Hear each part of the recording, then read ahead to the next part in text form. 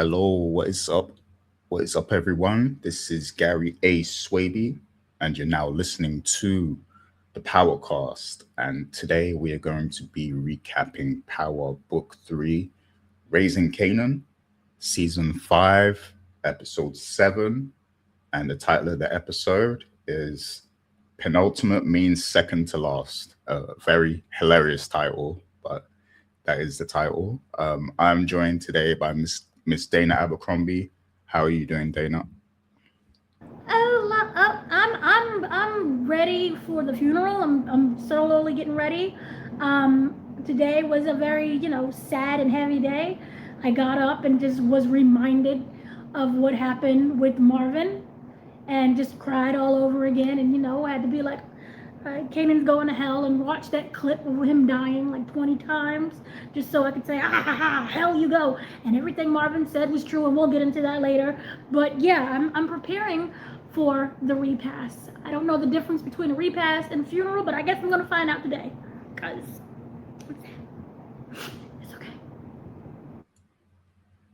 Oh yeah, very distressing day, to say the least. But Richard, I'm also joined by Richard Bailey Jr. How are you doing, Richard?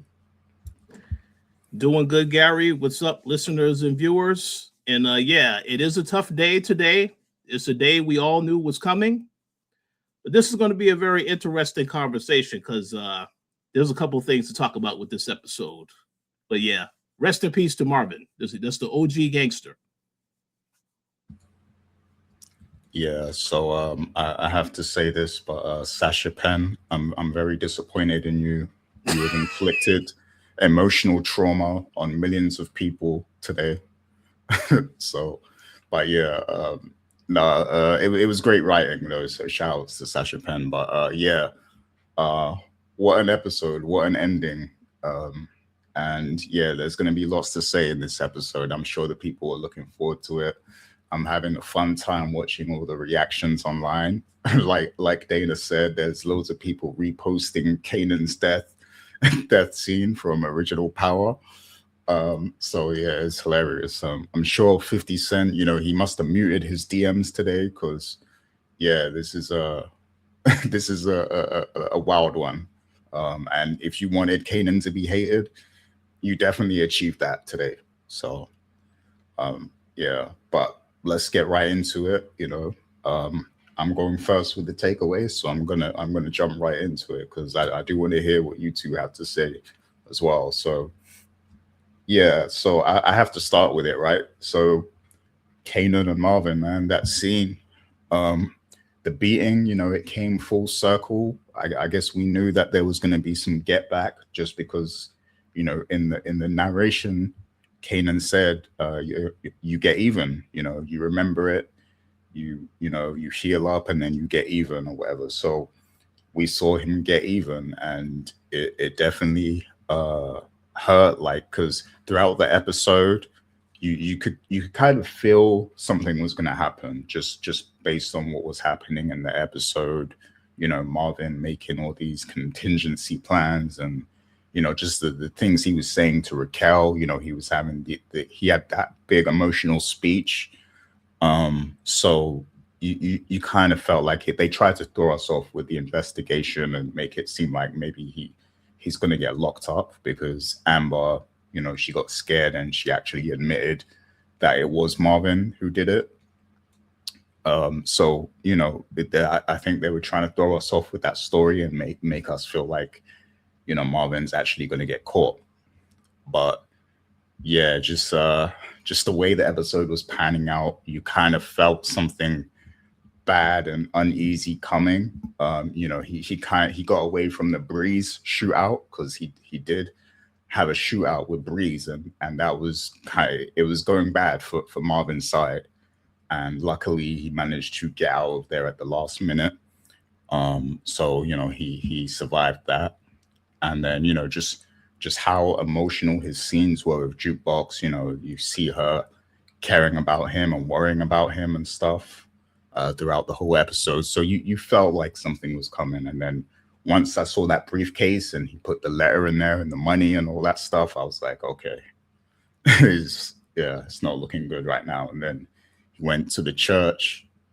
We saw the car pull up on the other street behind him, and we saw Kanan was there, and we already know, Snaps and Pops talked him into, doing like retaliating against the Thomas family. And I am very disappointed in Kanan actually, because at first it seemed like, when Breeze first told him that Snaps and Pops wants him to make a move against his mother and his uncle, he was like, screw them because they killed my friend and all that. But then when he came face to face with Snaps and Pops, he did call them out on it, but then he allowed himself to be manipulated again. Like, because that's Kanan. He's always getting manipulated. He never knows what the truth is, I guess. And I guess that comes from his mother. She kind of messed up his head, but he never knows who to trust. But he should have trusted that coming from Jukebox. Like, Jukebox is thorough. She would have found the truth, So if it came from her, he should have trusted that and not let himself get manipulated. And I thought maybe he would, smarten up and make a move against Snaps and Pops instead. But nope. Of course, he follows through with things. And I think one of the most disturbing things about this is Snaps and Pops were already dead by the time Kanan gets to the church. So it didn't even matter anymore. He didn't even need to do it. But he still went through with it because, of course, he does have to get back at his uncle for what he did to him. He still hasn't forgotten that. So I guess in his head, it still made sense to go through with it because, he said earlier, I need to do it for me, not for Snaps and Pops or whatever. So part of him still wanted to do it anyway. He probably doesn't know that Snaps and Pops were dead yet, but he regardless, he was going to do it anyway. So he walks into the church, we see him walk past Marvin. Marvin thinks it's the preacher coming back, but it's Kanan. And, at first he's like, what's this fool doing here? Like, and I don't think he expects that what Kanan is about to do until he sees the gun. But Marvin, he handled this like a true G. Once he realized what was about to happen, he accepted it. And, he was preparing for something to go down. So I guess part of him, already knew that there might be something like this happening. So, but yeah, he took it like a G. And, he told Kanan about himself. He predicted the future. He told Kanan, you're going to be all alone in the end. When it's your time, you're going to be all alone. Nobody's going to care about you. And that's exactly what happens to the character later on in OG Power. So, yep, Marvin saw what was going to happen. And yeah, Kanan, he pulled the trigger. He killed his uncle. And he walked out and he gave that narration at the end. Like, if you didn't hate me before, then you hate me now. And I don't give a F. So that was hilarious because at that moment, I didn't know if I should be crying or laughing. Like, because it was just like a mix of emotion.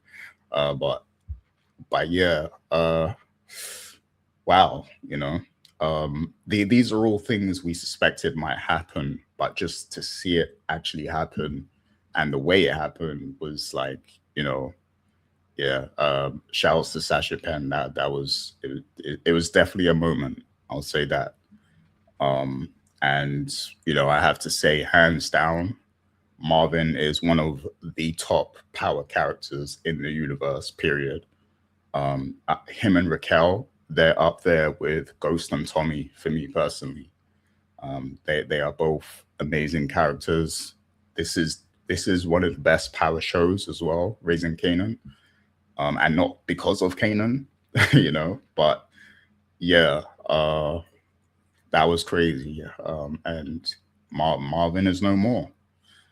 I'm glad that we got to witness, 6 seasons of him. So, 5 seasons of him. That was good at least. But yeah, it's over for Marvin. So I'm very curious about what the fallout is going to be here. You know, especially with Jukebox. I do have some theories about what might happen with that, but yeah, incredible, incredible, and just seeing the reaction of the fandom as well after, like these are the moments that where the show really pays off when you see like the whole fandom just kind of reacting in the same way to something like this. So so yeah, amazing TV. I'll say that. So my next takeaway, since I brought up Jukebox, she is definitely, one of the most redeemable characters in this show as a gangster. She because we when you watch OG Power, if you never seen Raising Kanan before, you get the impression that she's a cold villainous character, but this show really redeems the character and puts a whole new perspective on Jukebox as a character. Um, and yeah, like she's level-headed, she's calculated, she does things for the right reason. Like she wanted Kanan to get revenge for his friend because this is his friend that he grew up with. Is he, Famous was part of him, part of who he is because they grew up together. But Kanan rejects that because he has no soul anymore, essentially. But she takes it on herself to get that revenge because she knows how important Famous was to them and their lives. So she is the one that decides to get that revenge on Snaps and Pops. Um, I will say when the moment happened, it wasn't as satisfying as I thought it was going to be. Like just I was expecting more of a spectacle kind of scene, but she just kind of you know runs up on them and get corners them and stuff. But it's still cool to see that she did that, and she did it for the right reasons. She kills with a purpose, so that's cool to see. Um, I really want to see what her reaction is going to be to the Marvin stuff. We know that she will get that letter. I wonder how they're going to handle that, whether they're going to have Marvin's voice kind of read it, or if maybe we don't even get to see what's in the letter and we just see her reading it or something and reacting. So yeah, I'm curious how they're going to handle that part. But yeah, Jukebox, she's definitely like the character, the most redeemable of everyone, which is crazy how it flipped because, in OG Power, she just seemed like a cold hide character who just wanted to kill Tariq and Ghost for no reason. Like she seemed bitter or something. But this, yeah, I love how this show just puts a whole new spin on that. We see her with Aisha. Even that scene was, like I know Dana doesn't always like the romance stuff, but Aisha is like, let me say this. When Kanan closed the door on Aisha and like he was like, you still don't get the picture, like you still don't get it. That was true because she keeps coming around and seeing how dangerous this family is. So she is a little crazy putting herself in that position. But the way Jukebox handled it, though, just she's trying to, she's telling Aisha, "Oh, I have a new girlfriend," and also when she finds the gun, she's like, "That looks like a gun to me. What does it look like to you?" and stuff. Like she's trying to make Aisha hate her and get away from her because she knows that it's dangerous for anybody she cares about to be around them right now. So she's trying to really protect her, even though it looks like she's acting like an asshole to her.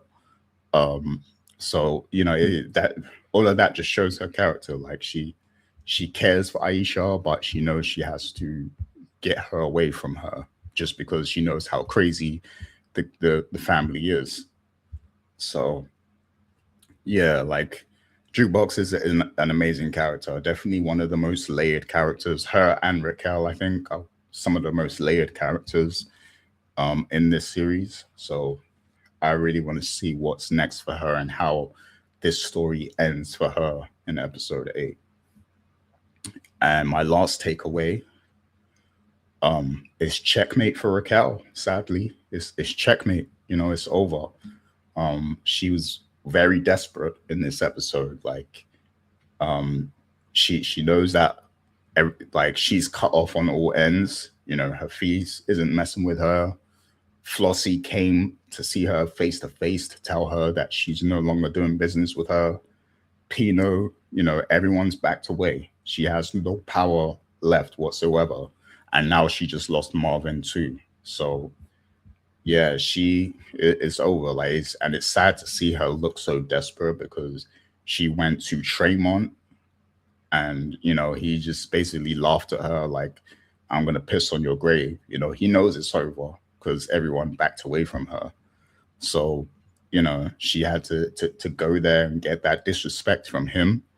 And then she went to Unique's. Well, she went to Panessa's mother's house looking for Unique. Like, that was ultimate desperation because you know Unique left. You already know he left. So it's like, what was you expecting? Like I guess she expected the mother to kind of give her a line on Unique or something, but yeah, that was the lowest of low because she spent years fighting Unique and you know going against him. Of course, they did have a short-term relationship as well, but that didn't last, and they've always been kind of opposition. So to go to her enemies, her literal enemies, trying to get a lifeline, you know, that was sad to see of Raquel because we know the kind of power that she used to wield.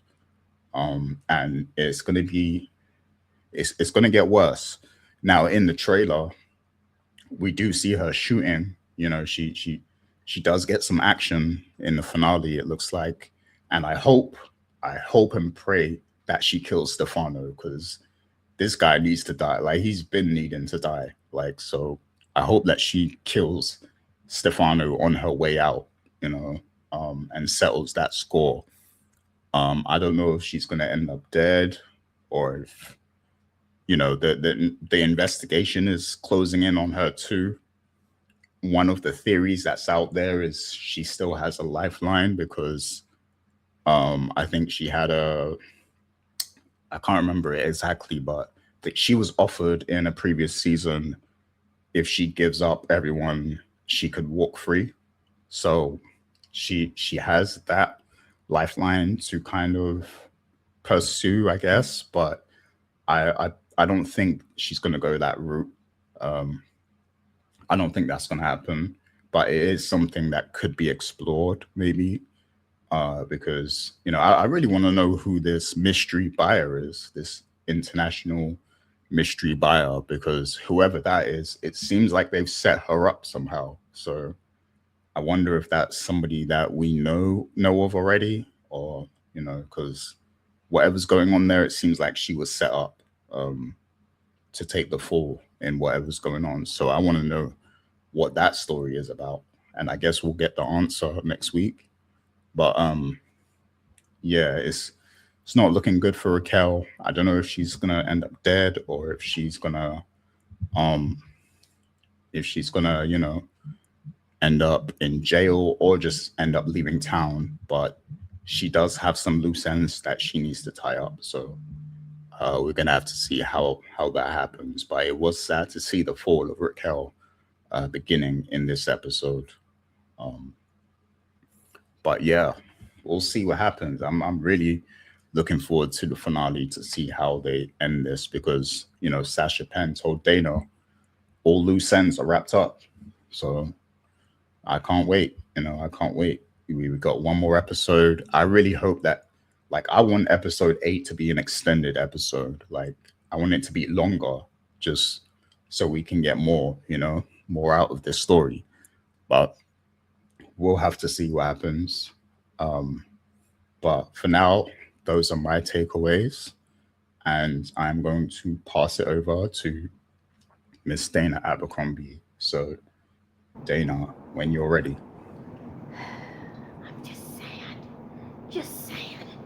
But yes, let's start this off. Dear Sasha Penn, I truly hope all of your pillows are flat. I hope you never find a comfortable spot on the bed.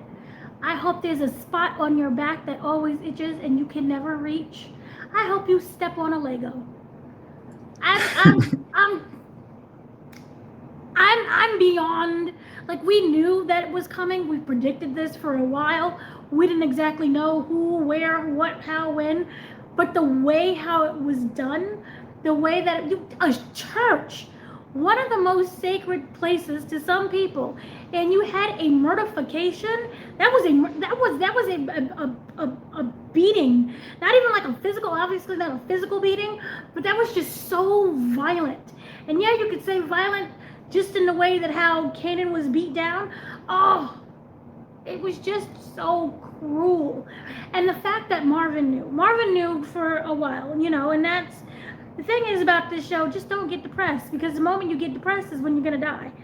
But he was starting to reflect on everything that they did. He didn't have the heart in it anymore.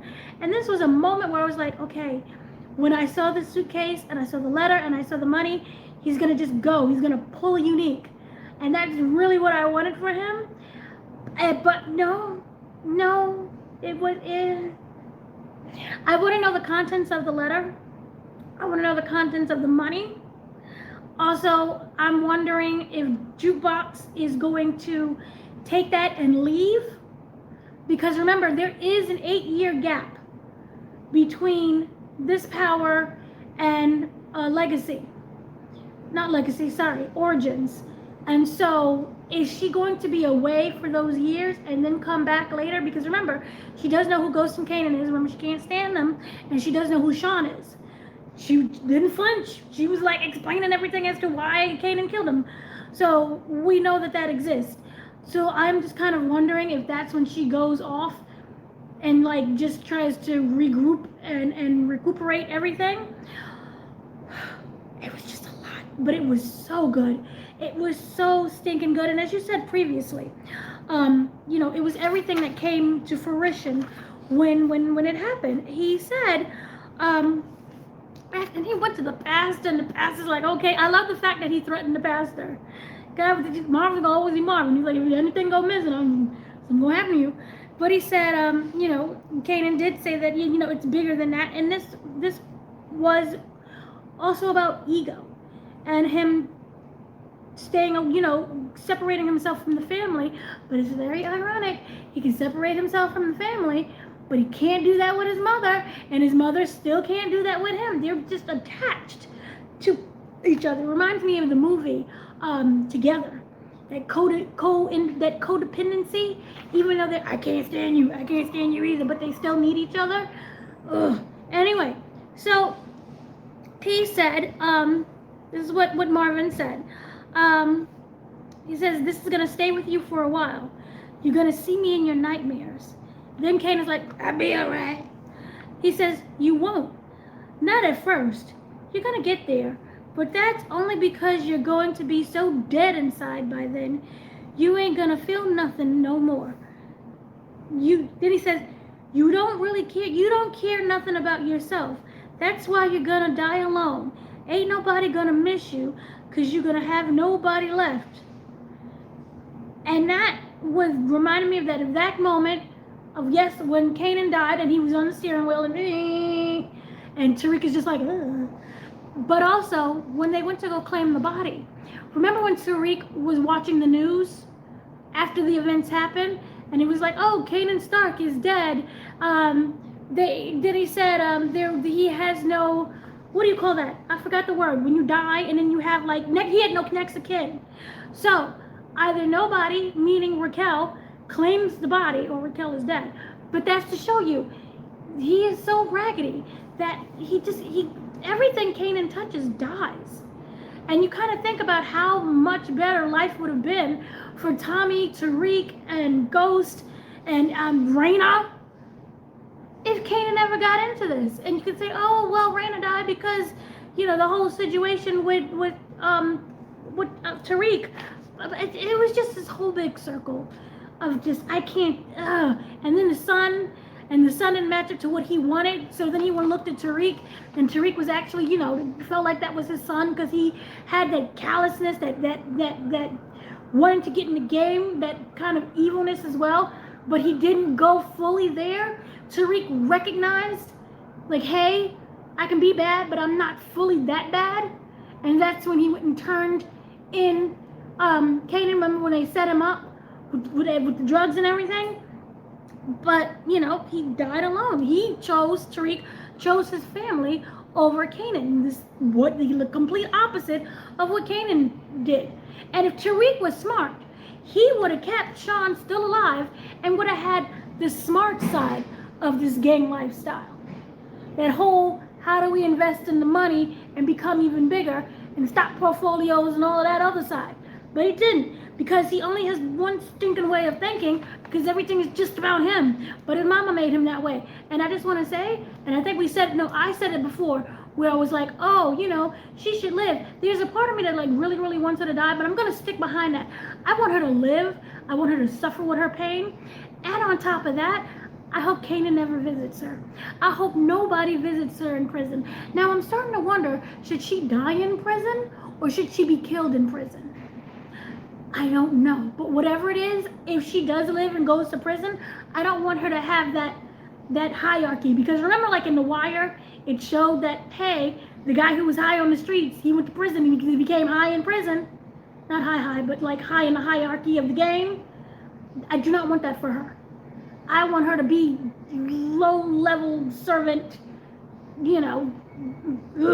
Anyway, so, of course, we're all upset about that. But Jukebox, she still has humanity in her. When she killed Snaps and Pop, this is when we realized Kanan, I think we already talked about this dissociative personality disorder, or whatever it's called, how he completely disassociated. I don't care about famous anymore. She still has that care and that feeling in her, which is why she was able to kill Snaps and Pop. Here is my thing, and I'm aware of this. I'm getting torn to pieces online about this. I did not like that scene with Snaps and Pops, because not only was it anticlimactic, this is the 90s, right? So for those who don't know, 90s was kind of very drug-ridden. Central Park had the bums and the drug addicts in there too. So I'm just wondering, why didn't you have, your people with you? Yeah, they always travel with security. Remember the driver? They was being driven. Remember they had that whole argument during the stretch of basically this episode when they were separated. Like, oh, look what Breeze did. I'm like, hey, what did you expect Breeze to do? He's crazy. We're going to bring Breeze in. And he had that conversation with Breeze. And Breeze was like, you can't replace me. You can't replace me. And that was the moment, was like, he's going to kill Snaps and Pops. He's literally going to pull it out and go, bang, bang, you can't replace me. But he didn't. I was like, oh, that's disappointing. But they went from that scene, they went into Central Park. They have to go in Central Park and then go under that tunnel thing. I know this is a TV show and people are like, it's just a TV show. But I really thought at least 20 feet or even 10 feet behind them, they would have somebody walking. They were so open and so exposed. And I, again, don't know if that's also ego. Because it's like, oh, we run the streets, we run the block, we run everything. Because remember, they even said right before they died, we're gonna go all up our people. We're back in the game now. We're back in these streets. And this kind of alluded to, remember when Marvin was giving his speech to Raquel about, oh yeah, we used to be so big and bad that when we walk down the streets, people would fear us. I'm kind of wondering if that's why they didn't have security Snaps and Pops, because it was just so isolated. And if you ever go down there, and it was empty, which it never is today because of the gentrifiers. No, I think that was always gentrified. No, anyway, this is gonna end up being a history lesson. I'm gonna stop. The point is, I was really disappointed in how that was executed. Because she just walked up on them. And it's like, why didn't you pull out your stuff before? She waited. Because remember, you're feeding you bad information. And then she went to go, but then that's when Jukebox said pop it up, right? So I was just, when somebody is stepping up to you, period, you have to be on your P's and your Q's. You can see somebody in the distance. Don't let the distractions distract you. So that's my advice to them. Doesn't matter anymore because they're dead. So that's my advice to anybody in general. Just be aware of what's going on. And the way how it happened was just so, like I stated, it was anticlimactic. And you saw that Jukebox, I don't know how to explain this. It felt like she needed to do this, not because I'm a killer, but because it was something that it could heal her. She watched so much death and destruction within the family itself that she needed to be able to put a stop to something. She couldn't turn to Kanan because when she turned to Kanan, I don't care about famous anymore. And then she was like, oh, like you didn't care about Lou. And he was like, oh, you can see how it still hurt him? Because he walked out and screw you, and left. I think that was a pizza shop. Anyway, point is that I think that was something that she did as a way to kind of heal herself. To do something because nobody was doing something. And you couldn't go to Marvin because Marvin was in his own place in his own area and she needed to step up for herself.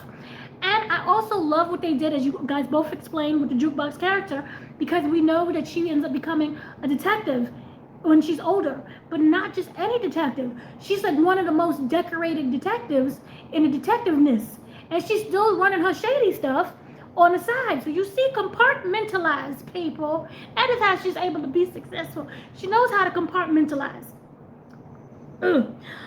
So that to me was anticlimactic, but I loved in a way how Jukebox handled it. Going also back with the Aisha thing, I fell out laughing because I'm like, oh no, she's gonna sit on the couch. I was waiting for the gun to go off. I was like, oh, she's gonna get shot in the butt. But then she was like, I still feel for you, and I still love this. This is the reason why I don't like romance in my shoot 'em up dramas. I cannot compartmentalize. I don't like it. It's corny.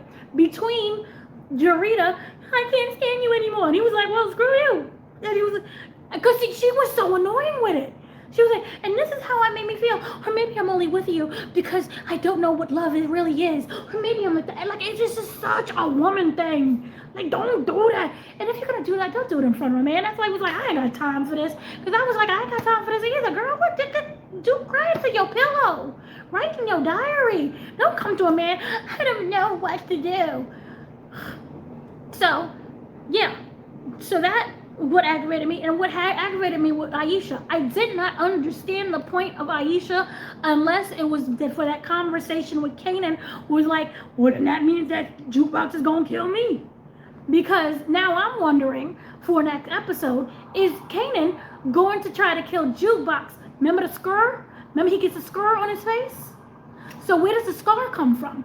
So here's one of my theories that, again, y'all cursing me out online, I understand. I think that Jukebox and Kanan get into some kind of fight. Raquel tries to do something where it breaks them up, and then she gets shot. Because either you go to jail and you rot, or that's how you die, because we still don't know where the scar comes from. But again, I could be wrong. The scar it said very explicitly that Jukebox gave him that scar. So the scar is either next week, or it could be Origins, when they get into a big kerfuffle or something. I don't know. But I feel like it should be a part of Raising Kanan, because that scar makes him more menacing, even though I barely even recognized it. But yay. So Aisha's annoying. I couldn't stand that whole thing. Like I stated, I didn't understand the point of her coming over. I can't live without you. I can't sleep without you.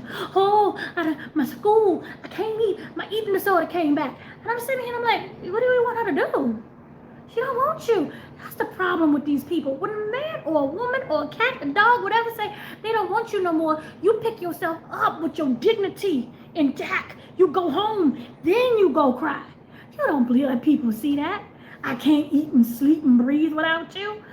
Whatever you're going to do, Jukebox, just know I want to be by your side. It's going to hurt me. But this was a very good scene in terms of how Gary mentioned that it showed that Jukebox has to be hardened, because that hardness is what keeping Aisha alive. But here's my counterpoint. Aisha, I'm wondering, is going to be so dumb because of that scene. Suicide. I feel suicide coming. because you did the whole I can't eat, I can't breathe, I can't sleep without you. What is that? Is that a gun? And then she was like, yeah. But the way how she said it was like, you still want to be with me now? Like this is the real me? Yeah. Because you see, what I liked about the OG Jukebox, remember she had that girlfriend, and that girlfriend was just like, she was like a ride or die, and she was riding on Kanan as well. But the point is, she didn't go with the whole, I can't breathe, I can't sleep. She was like, she knew who Jukebox was, she accepted it, and she moved on. Nobody had the conversation chip. So this, I'm sorry. I just really don't like romance in my stuff. There was one more thing that I wanted to bring up, and that is Raquel. Raquel is by herself. I love this so much for Raquel because that's exactly what she needs. She's been pushing away people with that whole exterior, and this goes back to the previous episode for when she went to the therapist that was therapizing Lulu, and he was like, oh, do you want people to say what you want them to think you are? Or do you want the real answers? Because this episode was the real answer. When you die, I'm gonna piss on your grave. I don't want nothing to do with you. That host, and didn't he look like something out of what's the name of the 5 Heartbeats? Remember the light skinned ones? Big red in them? I was like, he's what he part of the light skin, red-headed ones. I was just waiting for him to start speaking with a twang like Morris Day did back with the Prince and things. But yes, Tremont. I'm so happy Tremont is alive. I love that little speech. But baby, she went everywhere. She went to Bernessa's mama house. She then went to Stefano. Flossie and cursed her out so that, you know, Pino's gone. No, she didn't go to Stefano. Stefano was still like, I want her dead. But she went to all these different places and she doesn't have anybody.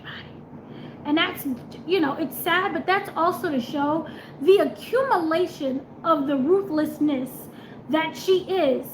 And I think that even when we haven't seen her before the show started, you know what I mean? The life even before, how she was screwing over people to get ahead.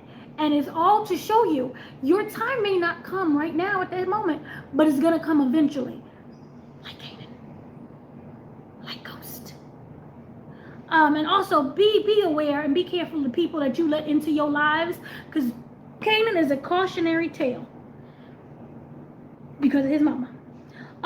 So I think that is what I wanted to mention really quickly. You know, there was only really like big 4 main things that happened. Oh, no, one more thing about Raquel. This is what I really wish that Marvin, now they was over down at the white people area. For people who don't know, that's where the Dakota Hotel is at, where John Lennon got his face blown off, right next to the Central Park, from my understanding. So you can't be pulling out your guns and everything back then. But I really wish this was a moment when you just choke the life out of Raquel. Because remember, Raquel said, Kanan's just a kid. And then Marvin broke down all of the kids that Raquel killed. And he was like, oh, it's okay when it's not your people, when it's not your son. But you killed somebody else's son. You killed D-Wiz. You just killed the bike courier, what, last episode or 2 episodes ago. So it's everybody else that's the problem, but not your kid. Your kid perfect. Oh, and she's still making excuses for him, just like Kanan is still making excuses to not kill Raquel. Because even then, Breeze was like, he gave him a choice. Which one? Somebody gotta die. Both gotta die. Which one do you want? Right?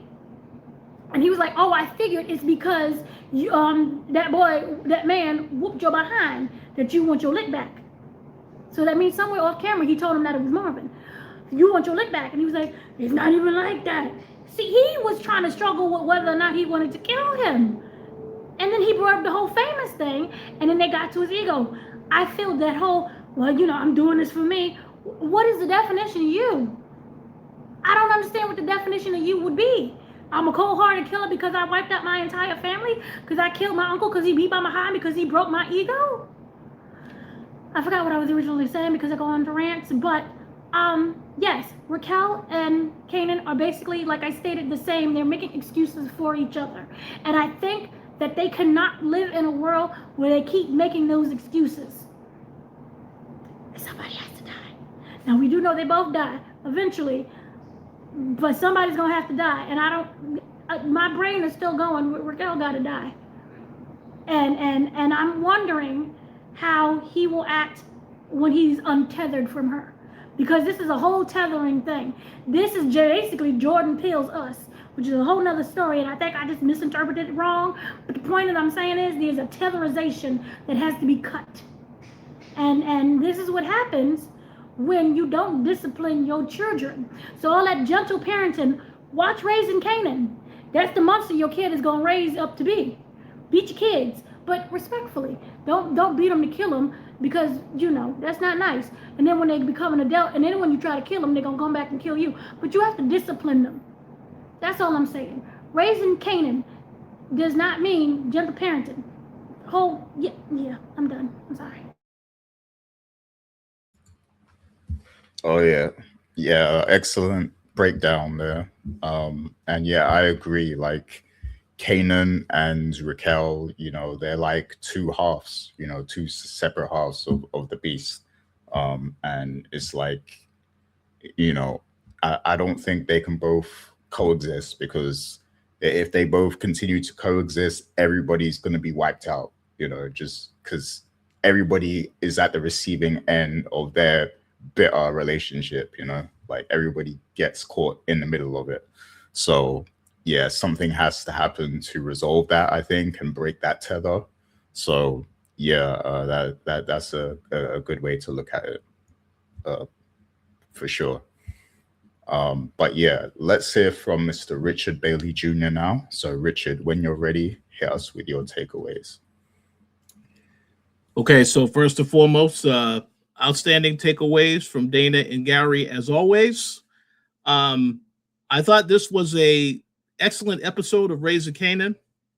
Obviously, I'm going to get into my takeaways. I will once again start off by saying again, I've always said this on the show. I like how much they put into these episodes, and they're just again, with only an 8-episode season, you really got to give the team a lot of credit, because they were able to find a way to tell this story with a much shorter amount of time, because obviously this would have been a 10 episode season otherwise. So shout out to them for that.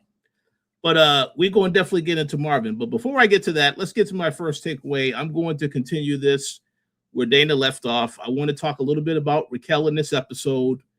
Obviously, this entire episode, we saw her fall out of favor with all of her alliances. Of course, going back to Tremont was interesting. I know that's actually one of Gary's favorite characters. He can't wait to see that character show up in Power Origins, because he is confirmed for Power Origins. So that should be quite interesting. But for her to have to go back to all these people, it shows you the level of desperation that she was in, and the fact that she was still talking like she had business, even though all the other people had already pulled out. And even when Pino, and Flossie pulled out, she was still convinced, I still got something to sell. And she did have that conversation with Pino. He said, no, you're done. You don't have anything. So I think this is definitely a part of the reckoning for her, the end for her, because the conversation she had with Marvin, and I'm going to get to Marvin here soon, he basically was talking about, it always felt like when we got into this game, it was never enough. You think you get something, and then it's never enough. And with Raquel specifically, he said that she always was about business. She didn't really care about family. I think it was a very interesting comment when he said, you didn't even really care about Lou or me. So, but these are all conversations that she needed to hear. So that's why, it needed to happen at this point. So yes, she loses all her alliances. And so going into the finale, obviously, like Gary had mentioned, you did see she's going to get a couple of shots. I agree 1,000%. Stefano, this guy here, first and foremost, Tony Danza is phenomenal. However, he worked it out where he was able to stay on this show until the very end. That's much respect. But this character has got to get up out of here. So that next episode, that's probably who she's taking out. We'll speculate about that later. But clearly that has to happen. But to go to the point that Gary made earlier, I am very, very interested to see who this mystery buyer is. Because they told you to a point, the international mystery buyer, right? They told you that multiple times, yeah, somebody came in and bought this property and they were trying to set her up. So I don't know who it is, because Raquel has already taken out a lot of the people that became enemies to her in this show, at least from what I recall. So I would like to know who this person is and whether or not this is somebody you may see in Origins. But as for what happens with Raquel next, I think Dana made some great points. I mean, we saw her starting to suffer when she's losing everything. I don't know if the character survives.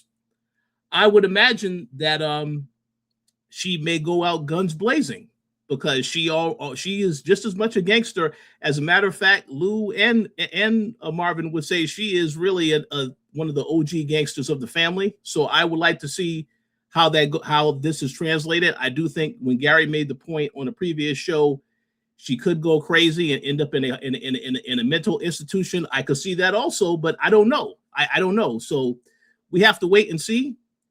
I'm thinking the character is not going to make it, though, at all. But I do want to see how they tell that story, because it's very interesting. But we'll see where they go from here. My second takeaway, I'm going to obviously, yes, we've already talked about Marvin. I just want to say the way they handled this episode, as far as Marvin's story, it was very, very well done for the entirety. London Brown has had a phenomenal season. He's been good on this entire show, but this season specifically, dealing with more of the emotional stuff, he's been phenomenal. I know Dana has had some outstanding interviews with him. So hopefully, if this show gets some Emmy recognition in the future, he is somebody that gets recognized. But, I don't really know about that. But I will say, yeah, the way they started this episode, where he was in bed reflecting, you had the monologue, the 50 Cent monologue, talking about all this stuff, and the way they end the episode, where he's pretty much dead in the church. I just think, yeah, it was. You knew that it was coming, because they foreshadowed it way too much. This entire season, really, Marvin was letting you know his time was limited. In the last episode, he told Jukebox, he had Jukebox meet Amber. And then, of course, you find out in this episode that case, he is compromised now, because there are people that identified that they saw him leaving the scene of the crime. So they made you think, okay, well, Marvin maybe it's the cops that take him out. And then, of course, they had that shootout with Breeze. And I was laughing when I saw the reactions online, because they're like, yeah, Breeze is crazy, because he loved it. He was loving every minute of that shootout, came out there, and then Marvin gets away. He's still shooting, like, hey, where you going? I'm having a lot of fun. Yeah, this guy is, Shamik Moore has done a great job playing this character. But yeah, they made you think that he could potentially get taken out at that moment. And then, of course, it comes back to him going to the church. And he goes to the church because we saw this season, after Lou got taken out, he was really talking to that pastor multiple times. He was considering having some type of relationship with God, thinking about his mortality and stuff like that. So it was only fitting for him to get taken out in that same church. And obviously, all the stuff with Kanan, which I'm going to get to here in a second. Yeah, it's just like, what I like is the fact that, yeah, Marvin was an OG gangster. He didn't go out like a punk. He set up, hey, so this is what you're here to do. Okay, well, do it. Just do it. And of course, like I had mentioned in the previous podcast, obviously when Kanan took out Lou, that was a mistake. This was intent. This was fully intentional to do this. And obviously, he didn't like the fact that he got whooped by Marvin a couple episodes ago. But yes, even though he said, oh, it's not just about that, and Marvin said, no, it is about that. It is about that, and it's about a whole bunch of other things. So, yeah, it is what it is. But I will say that I think it's interesting that in this episode, you got that death with Marvin, and you also got the death of Snaps and Pops, because I think that Sasha Penn wanted to try to leverage so that people will be glad that Snaps and Pops got taken out, to try to soften the blow. But that's impossible, because Marvin's such an important character. Clearly, yes, they were going to be hurt by this. So it is what it is. But London Brown did a phenomenal job, and they handled everything well. But we'll see what happens here with Kanan. And this goes to my final takeaway of this episode. Obviously, Kanan and Jukebox, they went on different paths in this episode. Kanan, I thought it was very interesting that when Jukebox tells him that Famous got taken out by Snaps and Pops, he still act like he didn't care. And he's like, oh, well, I don't care about that anymore. This is about, I'm only focused on business right now.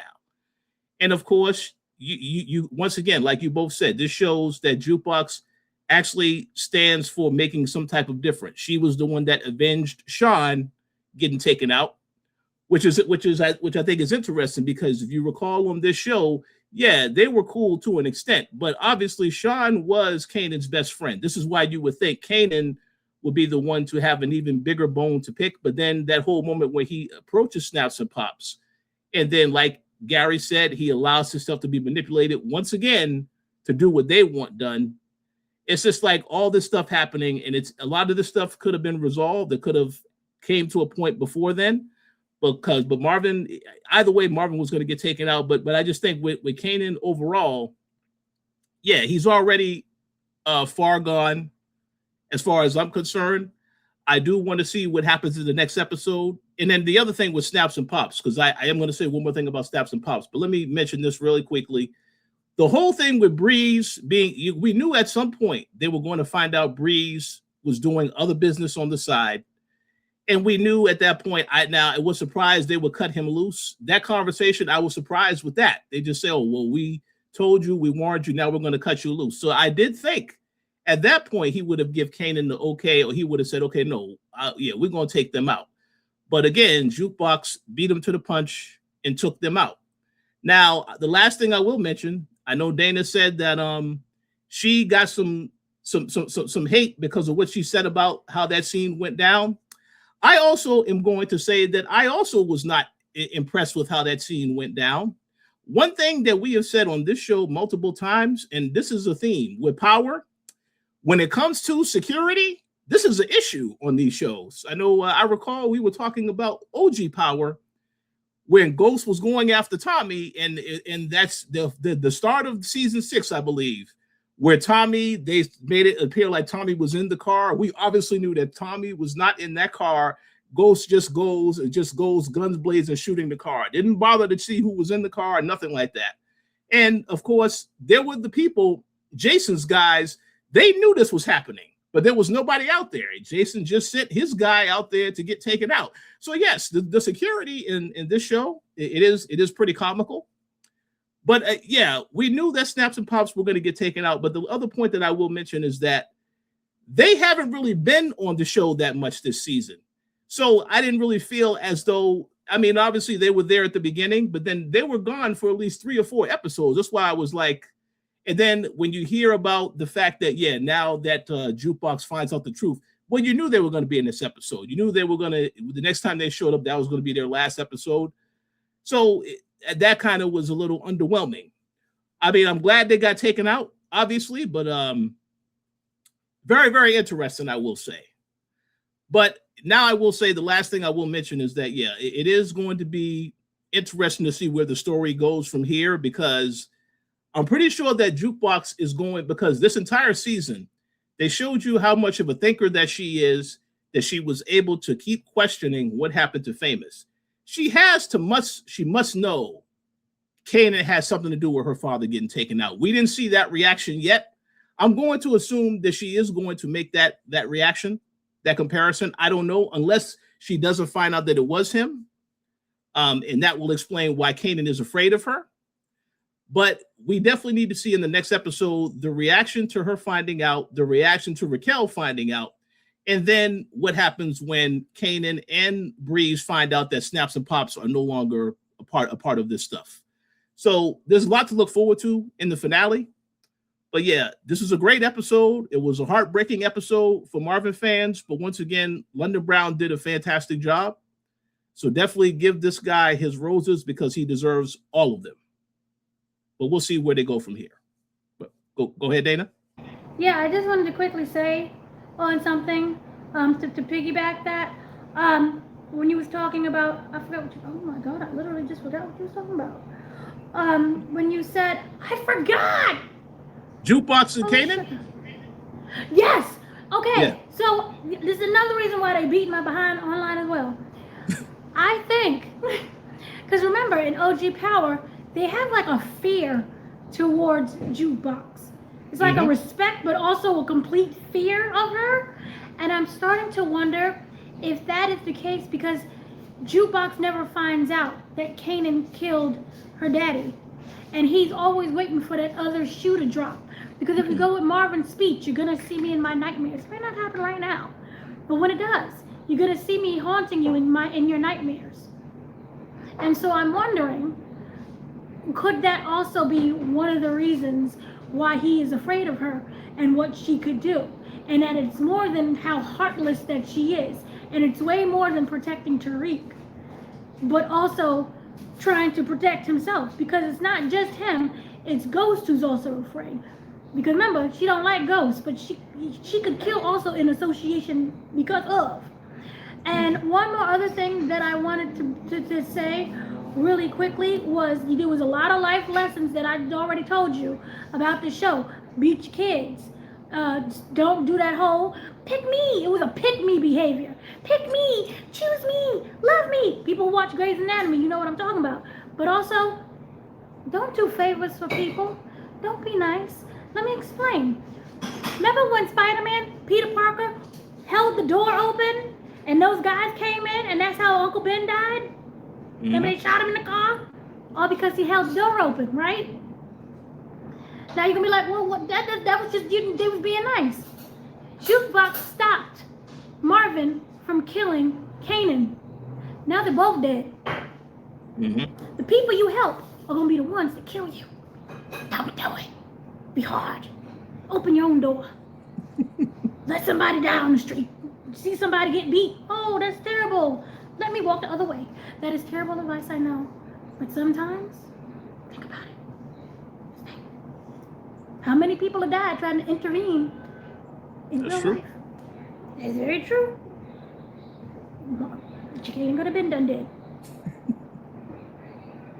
Oh, that's great. That's great advice. And one last thing I will mention, since you mentioned, yes, both Marvin and Jukebox are dead. I find it very interesting how, once again, Marvin, Kanan shot him 3 times. He shot Jukebox 3 times as well in the chest. So that right there, because I went back and watched that after, I was like, yeah, that's very interesting. I thought that's the execution style. Wow. When they execute you, doesn't the mafia do that well? It's 2 in the chest, 1 in the head. Yeah, but he didn't shoot them, either one of them in the head. He just shot him straight up in the chest. That's why I was like, okay, that's interesting.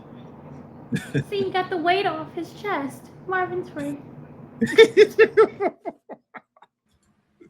Yeah, and if you remember, Raquel taught him, like back in, I can't remember if it was season 1 or 2, but she taught him how to do a kill shot, 2 in the chest, 1 in the head. But he doesn't do that with his family members, it seems like. Well, I think he did it with Sean, actually. I think he killed Sean like that. But the others, it seemed like he, with Jukebox and Marvin, I feel like there was enough care there where he didn't go for the headshot. So, yeah, go ahead, Richard. That's the opposite of care. That's suffering. Head is instant. Boom, you're dead. That's like, I'm gonna let you suffer. Look at my face. Oh, Kanan going to hell. But then it would be a closed casket, though. Like you'd have to do closed casket if it's a headshot. Like no, not with these. Not the morticians are good. They think they were good in the 90s too. Maybe. Yeah, I guess so. Oh yeah, put a hat on him. There you go. Now I was just gonna say, Gary, because you made that comment. I do think now that you said that, I could see in the next episode they would have a flashback to Raquel giving Kanan that advice, and then he kills her that exact way. Yeah, that's something that could happen. But on that note, let me bring up one of my questions, because Jukebox, like, with how much she cared about Marvin, when she learns about this, we have to see some kind of retaliation or explosive action or something. Like there has to be something, because we know that both characters go on to live, right? And they still cordial with each other in OG Power. But there has to be something where she retaliates. And I'm more and more, I'm thinking maybe she goes tit for tat. Maybe because, Kanan killed her father, she decides to kill his mother because she knows that that is his pain point. Like, even though he acts like he hates Raquel, um, there he deep down there's something there, right? Like with both Raquel and Kanan, deep down there's that unconditional love somewhere.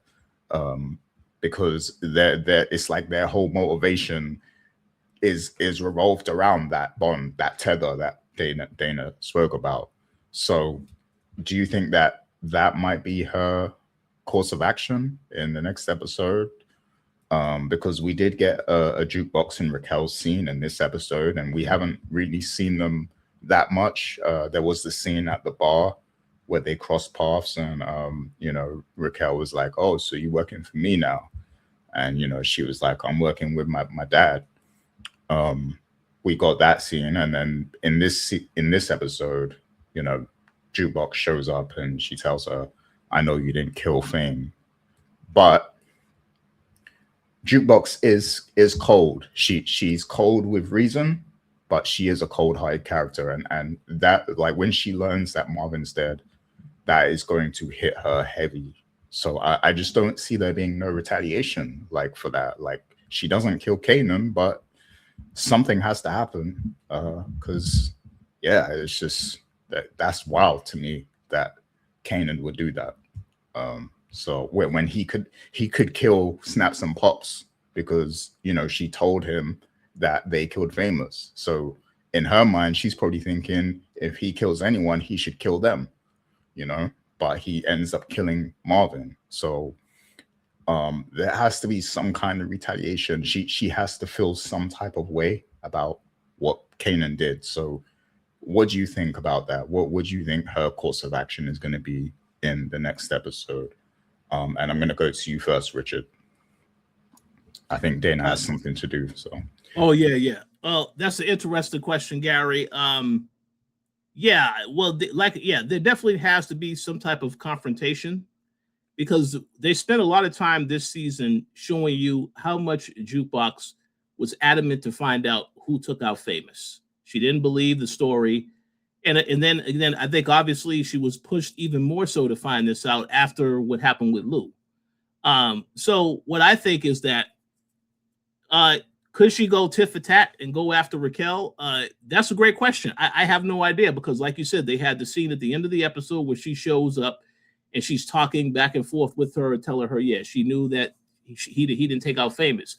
But there is an important thing to remember here, and that is that Garcia has already spoken to her multiple times about and when he helped out her, and then when he helped out her and Marvin, he said, "No, you, as long as you do your thing and I do our thing, we don't ever have to coexist or meet up ever again." So here's the thing: when Marvin is showing up dead, and when Snaps or Pops showing up dead, I want to see what happens with that. I think Garcia is going to have to approach a Jukebox once again, because at least he knows that he told her about Snaps and Pops. Maybe he may put together that, well, maybe this is connected. Maybe they took out Marvin and now she had to take them out for sure. I mean, because he knows how connected everybody is in this entire thing. So I do want to see where they're going to go with that particular storyline. But it's going to be kind of crazy because, again, she's going to be grieving in the next episode. We saw in the trailer she's reading the letter that Marvin left her. But at the same time, it's like she has to know Kanan is involved in this because of the fact that she was there, that she prevented Kanan from getting killed by Marvin. So she has to know. She just has to know. And I want to see what her reaction will be. And also the whole thing about her eventually going away. The money that Marvin left her, that could be used for her to basically get out of New York also. There's a lot of ways they can go with that. So I want to see how they tell that story. But yeah, there's going to be some confrontation that happens in the next episode. I just don't know how it's going to all come together and whether or not she's going to try to get revenge on Kanan by trying to take out Raquel. Yeah. I mean, we could get a retaliation like what Dana mentioned as well, where she leaves a scar on Kanan, so maybe they fight each other or something to that effect. Because they're, when we see them in OG Power, even though they're cordial, there does seem to be some sort of animosity or some sort of caution there between them, because so we know something happens between them, that I mean, it's already been happening because, Jukebox, she was very upset about Uncle Lou. And, there's friction with them in this episode because Kanan acts like he don't care about Famous and stuff. So the rift is already there, but it has to deepen a little bit more, after what happened in this episode. So maybe there is some physicality that happens between them. Do you see maybe a fight between the cousins? Yeah, just like Data said, I think there does have to be some physicality, a fight that happens between them. But the other thing I was going to mention is if there is a fight and she really, really beats down Kanan, what probably will save that situation from her taking out Kanan? Maybe she finds out the news that Jarita is pregnant. So because Kanan is going to be a father, I can't go through with this all the way, but I'm gonna definitely beat the hell out of him. I mean, I don't know what they're gonna do, but the scar, the stuff that Dana was saying about the scar, I do think that has to happen in the finale because it will explain that. But we have to see where it goes, unless of course they save that until Origins. But I don't know because again, there's a time jump with Origins, correct? So I feel like something has to happen in that next episode, though. We have to see. Yeah, so Dana, I just want to make sure, are you free to talk now?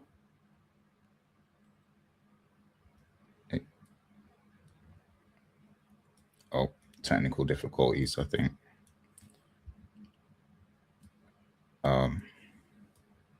Okay, we'll come back to Dana, but yeah, there has to be something. But I do agree with what you said. We probably have to get the news that Jarita is pregnant in the next episode, because we know that, even though they had the little breakup scene in this episode, we know that she's coming back. It's not over between them. And I rewatched that scene that I think you might have shared it, but I saw it floating around as well, where Jarita, and it was from OG Power, where Kanan, he gives her a bag of money for being loyal and stuff like that while he was away. So we know that, she comes back.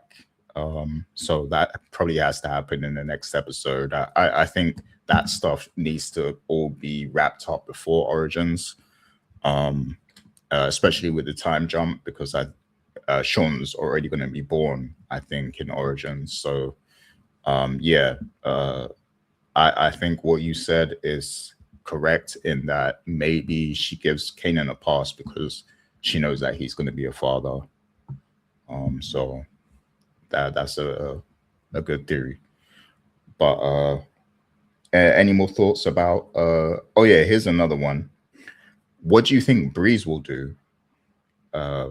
Because even though the last scene before Snaps and Pops passed, they kind of parted ways with him, and he obviously wasn't feeling that. They were talking about replacing him, and they're related by blood, so he must have took that as a big slight. And we all thought that maybe he was gonna give the green light to take them out after that, or take them out himself, but that didn't happen. But it ended up being Jukebox. But what is Breeze's reaction going to be? Because blood clearly does mean something to him, because that's why he has the close bond with Kanan, because of the whole DEFCON thing, even though we don't know if he's running game or not. But from what he says, it seems like he believes their blood, and he respects him because of that. So if he regards blood that highly, then he would that's why he would have some respect for Snaps and Pops, because he's related, right? So how do you think he's going to feel about the fact that they got taken out? Because he might think that Kanan did it initially, but then he then might find out it was Jukebox. And do you think that he's going to want to retaliate over that? How do you think he's going to handle that? So what do you think? Well, that's a great question, because obviously you saw how that last conversation he had with them ended. He was very upset that they would just cut him out just like that. No further conversation. Talk about you can't replace me. Who do you think you can replace me with? And I think that would have been an interesting, obviously, because of what happened with them getting taken out. I wonder if they would have tried to turn Kanan against Breeze and just said, well, Kanan actually can be the one that replaces you. We will never get that answer now because they took them out. But to answer your question, I do want to see how he reacts. I don't think he's going to care that much because, again, they cut him out the business, and it is what it is. But one thing I do want to see, and I think that this is a possibility, it might be revealed to both of them that Jukebox is the one that took them out. And then all of a sudden, you look at that character in a different light. The fact that she actually did take them out, that could be a reason that Kanan does fear Jukebox. Although I also think it's because maybe she doesn't find out that he took out Marvin, and he's always worried she will find out. I have no idea. I have no idea about that. But I do think that it may be widely publicized or known, or it's basically communicated that Jukebox did this, which means that now people will look at her a different way, those that know her. And it could also go to the fact that she would now have to get moved somewhere else for a period of time. She has to go away somewhere, something to that effect.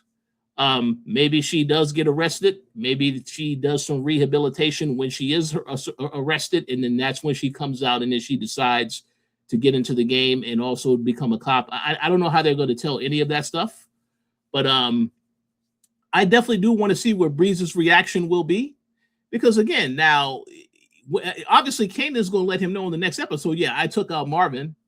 So now he's going to be like, well, is he going to let Breeze go ahead and take out Raquel, or how are they going to strategize from there? That's the question, because he did his part of taking out Marvin. Now Raquel is the last one standing. So I do want to see how they get to that point. But they are definitely going to have conversations in the next episode about all this stuff.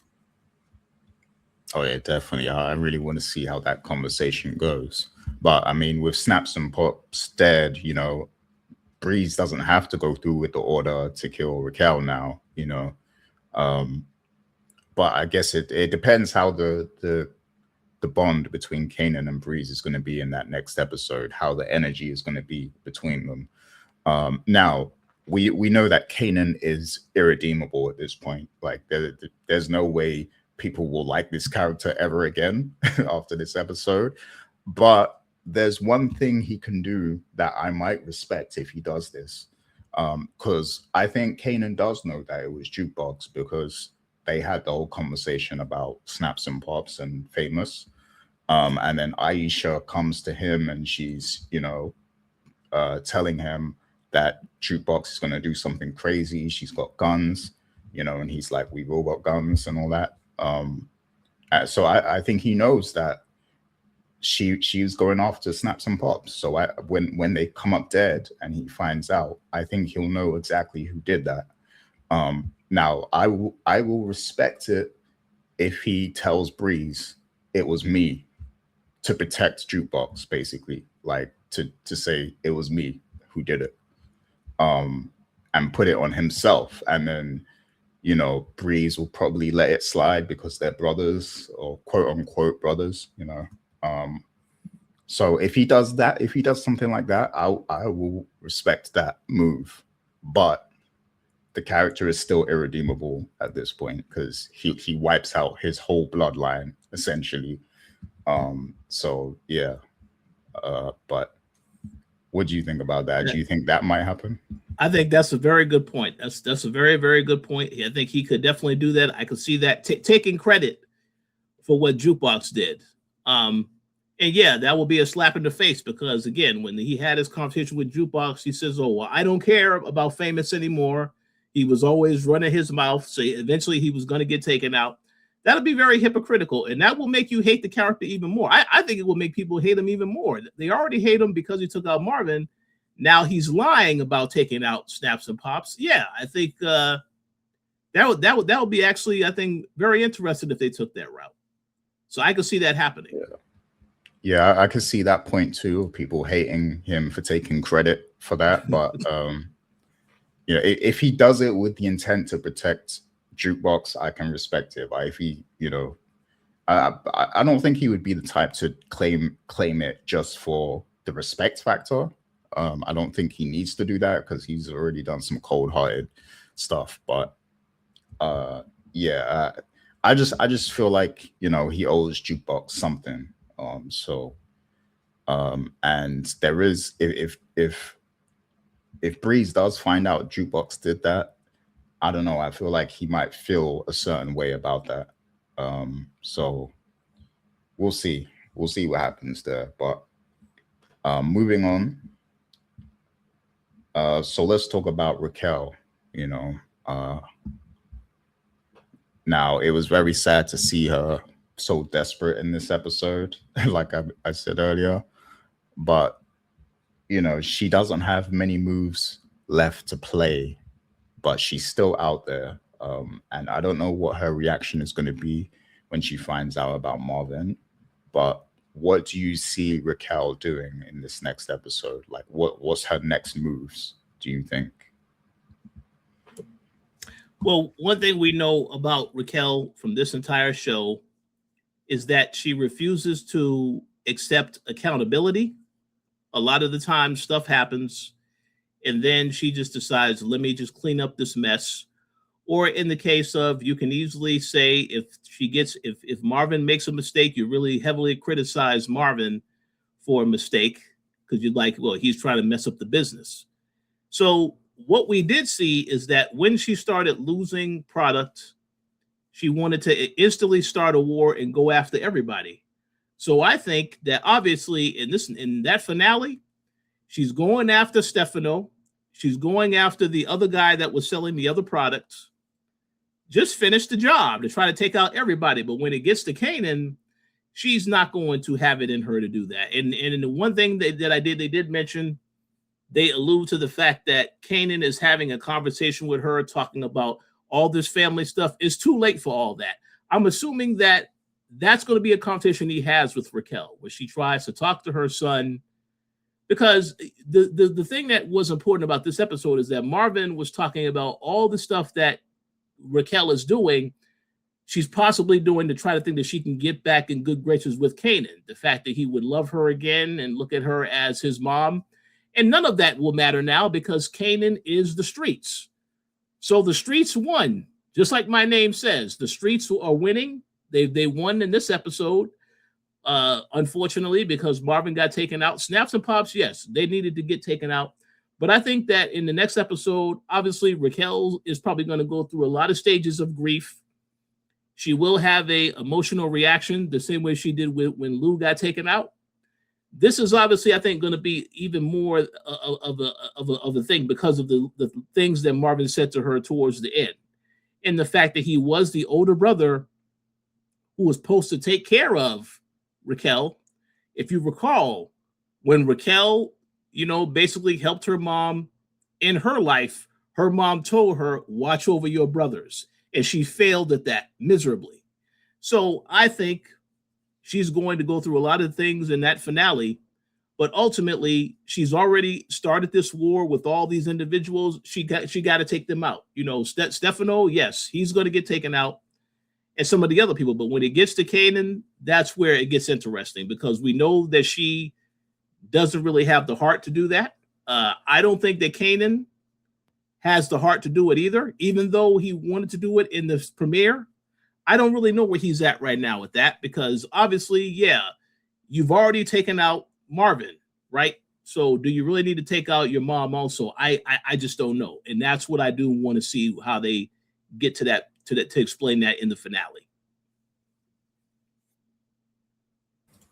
Yeah, I would love to see that, as like her final kind of mission, if you will, where she goes to take out everyone, Stefano, maybe Hafiz, maybe even Pino, I don't know. But yeah, that would be cool to see her, do all that. But then obviously she's gonna struggle when it comes to Kanan. I don't know if she'll cross paths with Breeze again, but you know, Kanan is the one she's going to struggle with, and what Marvin said in this episode is very true, when he basically said, like, you didn't even care about me and Lou. You all you care about is Kanan, and you want him to somehow love you based on all of your actions and stuff. Like, that was very real, and he is that one hole in her soul, in her heart, or whatever, that he alluded to. So that's going to be interesting, and I do believe they have that conversation, from the trailer, where Kanan says it's too late. I really can't wait to see that, because we haven't seen them come face to face, I believe, since the funeral, Lou's funeral. I wonder how Marvin's funeral is going to be handled, because we do see him, in the coffin. So yeah, like I said, man, Raquel, she's going to go down in history as one of the best characters in this show, period, in the Power universe. So, I do believe, it's going to be a very emotional episode to see the end of Raquel, however it ends.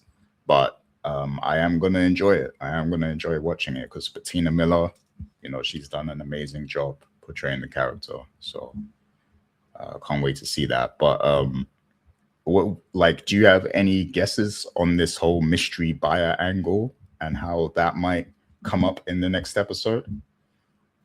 The mystery buyer at the plaza. So now, see, that's a great question, and I look forward to seeing everyone that leave comments. I definitely want to hear what you all think, who you think that person is. It's hard for me to know for a fact who that person is, because I'm trying to think of a lot of the characters that Raquel either got double crossed by or ended up turning on in the history of the show. And a lot of those characters she took out, at certain points when she had to eliminate them. So this mystery buyer, I mean, and they're talking about an international person. Obviously, though, it's somebody who has an issue with Raquel, and they wanted to set up Raquel. So I would like to know who it is. I don't know who it is. Now, if you want to throw a really random theory out there, a completely random theory, which probably wouldn't make much sense. What if it was her ex, Symphony, that all of a sudden, because that's a character we haven't seen for forever. Now, obviously, I know Dana does not like the romantic stuff, so she would say, yeah, we don't need to see that. And I agree. We don't need to see that rekindled whatsoever. But, I mean, I'm trying to think of somebody that was close to Raquel that could have intentions to turn on her, and I don't know who that would be. It has to be somebody that has money and is able to do all this other stuff, but also to set her up. So that's why I said I don't know who it is. And the other thing to consider here is, obviously, I do think it's possible this character could be a new character that they introduce in the finale, and this character plays a role in Origins. That's also possible, but I don't know who. I have no idea who it is. I would laugh if they somehow find a way to say that character is connected to Power and somebody from OG Power. But again, I don't know who it could be, because I was thinking about, maybe Ruiz. But again, there was never that character. I don't know where that character is at in this timeline, because again, this is a guy that was around when Ghost was already a grown man. So I don't imagine it's going to be an OG character like that. But whoever it is, it has to be somebody that has ties and connections to this situation. Now, on the flip side of that, could it be Flossie, somebody else like Flossie, right? That's possible too, I guess, to an extent, she had other motives. But again, she didn't really turn on Raquel until this episode. So I don't believe it's her. But no, I think that is intentional. The fact that they kept telling us this is a mystery person, somebody that Raquel, and even Raquel is asking, I don't even know. I never met the person. And the fact that they had the scene where her lawyer is telling her we're in trouble, all this other stuff, I feel like now they got to show us who it is in the finale. They got to show us who it is to justify you spending time talking about this stuff in the episode. So I do want to see if we get an answer, and that will be a surprise, whoever it is, but I have no idea who it is. Yeah. So here's the thing. I have two guesses, and Uh-oh. I believe one thing you said was correct. I think whoever this character is going to be in Origins. Um, so my thing is, it might not be anyone who knows Raquel, because like you said, it's hard to think of anyone internationally who would want to mess with Raquel directly. So my thinking is maybe it was just the the property guy who brokered the deal. Maybe he was the corrupt one in the situation and did all that corrupt stuff. And maybe the international dude is just somebody who wanted to buy the plaza. Um, so my two guesses are either it's maybe the Lobos' cartel family or whatever, maybe them, because then that could possibly set up Ghost later on meeting Lobos or something. Maybe he's not there right away, maybe he's still in Mexico or something, but maybe it's just somebody from his family.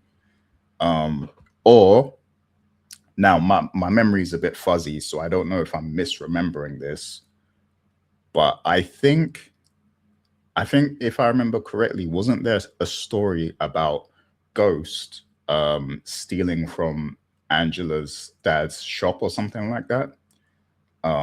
So what if it's the Valdez family?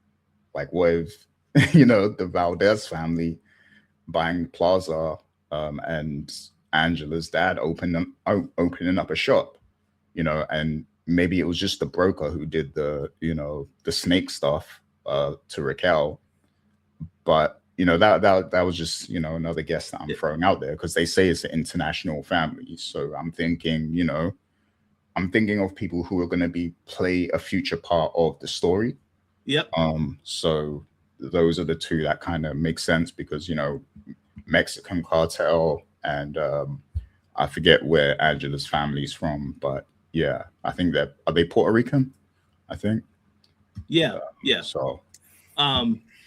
Man, well, first and foremost, I really, really, really like the Lobos thing, because that'll be a hell of a callback. Obviously, it won't be the Lobos we know. It may be a relative of his, because this happened some time ago. But that I will be a hell of.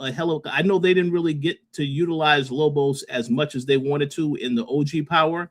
They've done multiple interviews talking about that. That was something that they wanted to do a better job of. So if you found a way to connect that, I think that'd be pretty awesome. I also like the theory of it being Angela's family or her father that purchases that shop. Again, it's all connected. And then again, that'll be a easy way to, because they already told us that Ghost and them are going to show up at some point. That's an easy way to revisit going back to that area in the future.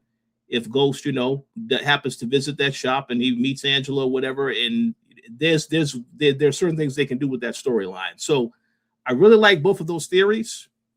And I do think, because they emphasized just the importance of this, I feel like it has to be something along those lines. It has to have some connection to what happens later in the Power universe, unless it doesn't. But I feel like it has to have some connection, because I know Sasha Penn likes to think ahead with certain things. So I would not be surprised if in some way it does call back. It's a callback.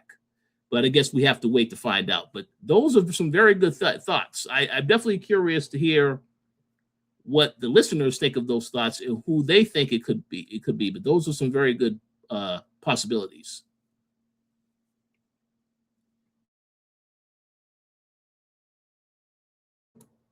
Well, hold on. You're muted. Oh yeah. Sorry about that. Yeah, I was just saying, yeah, it's definitely something to think about. So I want to see what the people think.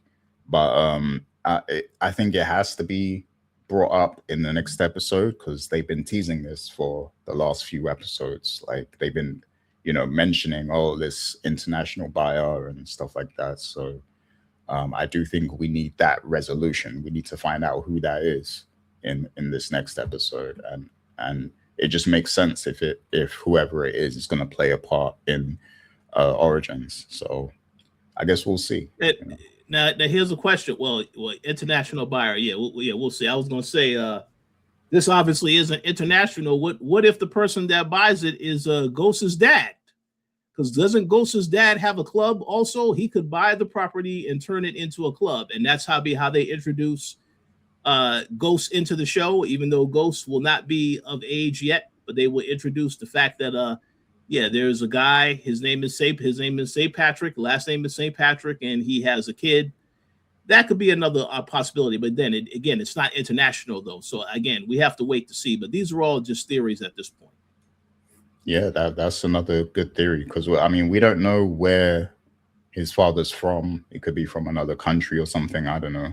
Mhm. You know, it could be Caribbean or something. So we'll, that's a good theory too. I think, and I do think it's going to be some kind of, you know, setup because when we see the plaza in the past, we've seen that Tommy graffiti there. So I think, you know, they've been teasing us a lot with that. So I think whatever it is, it's going to be relevant to Ghost and Tommy's story later on. So uh, we'll have to see. But you did mention Flossie, so I wanted to bring her up as well because I think in the trailer there was a scene where Jukebox and Flossie have a conversation, or it's edited to look that way, at least. So do you think that there's a possibility that these two characters meet, and how do you think that that's going to go in the next episode? That's a good question. You said Jukebox and Flossie. I don't really know how that conversation would go, to be honest. Yeah, because I don't know what she would tell her. Obviously, well, yeah, that's we know that Marvin had a good conversations with Flossie, so that could be the explanation. We know that she had a daughter that she lost, and now Marvin was lost, so that could be something that they discuss. I do want to see. That's a good question, but I want to see how they get to that point because right now there's going to be a lot of fallout of what happened in this episode, so a lot of different directions they can take. So we'll have to wait and see. Yeah, what you said, I think it's probably Marvin's death that brings these characters together. Yeah. Because she, like Flossie, she likes Marvin. You know, like even in this episode when they all meet up and she tells Raquel that she's backing away.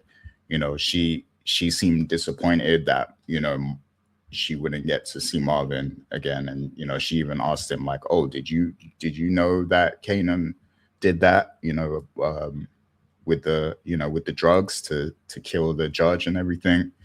And he didn't say anything, but you could see the disappointment in her, but because she really did care about Marvin and enjoyed spending time with him. So she knows that how much Jukebox means to Marvin, so I think she would seek out Jukebox and have that conversation with her. But I'm wondering where that conversation might go. I do think that maybe Flossie is, whatever she says to her, maybe it's an influential part in whatever Jukebox decides to do next. Maybe Jukebox decides to, after everything's all over with and settled, maybe she decides to take that money and start a new life in DC or, just somewhere else on her own. And maybe it's Flossie's words that makes her consider doing that, so maybe it's something like that. But Dana, you're free to talk now, right?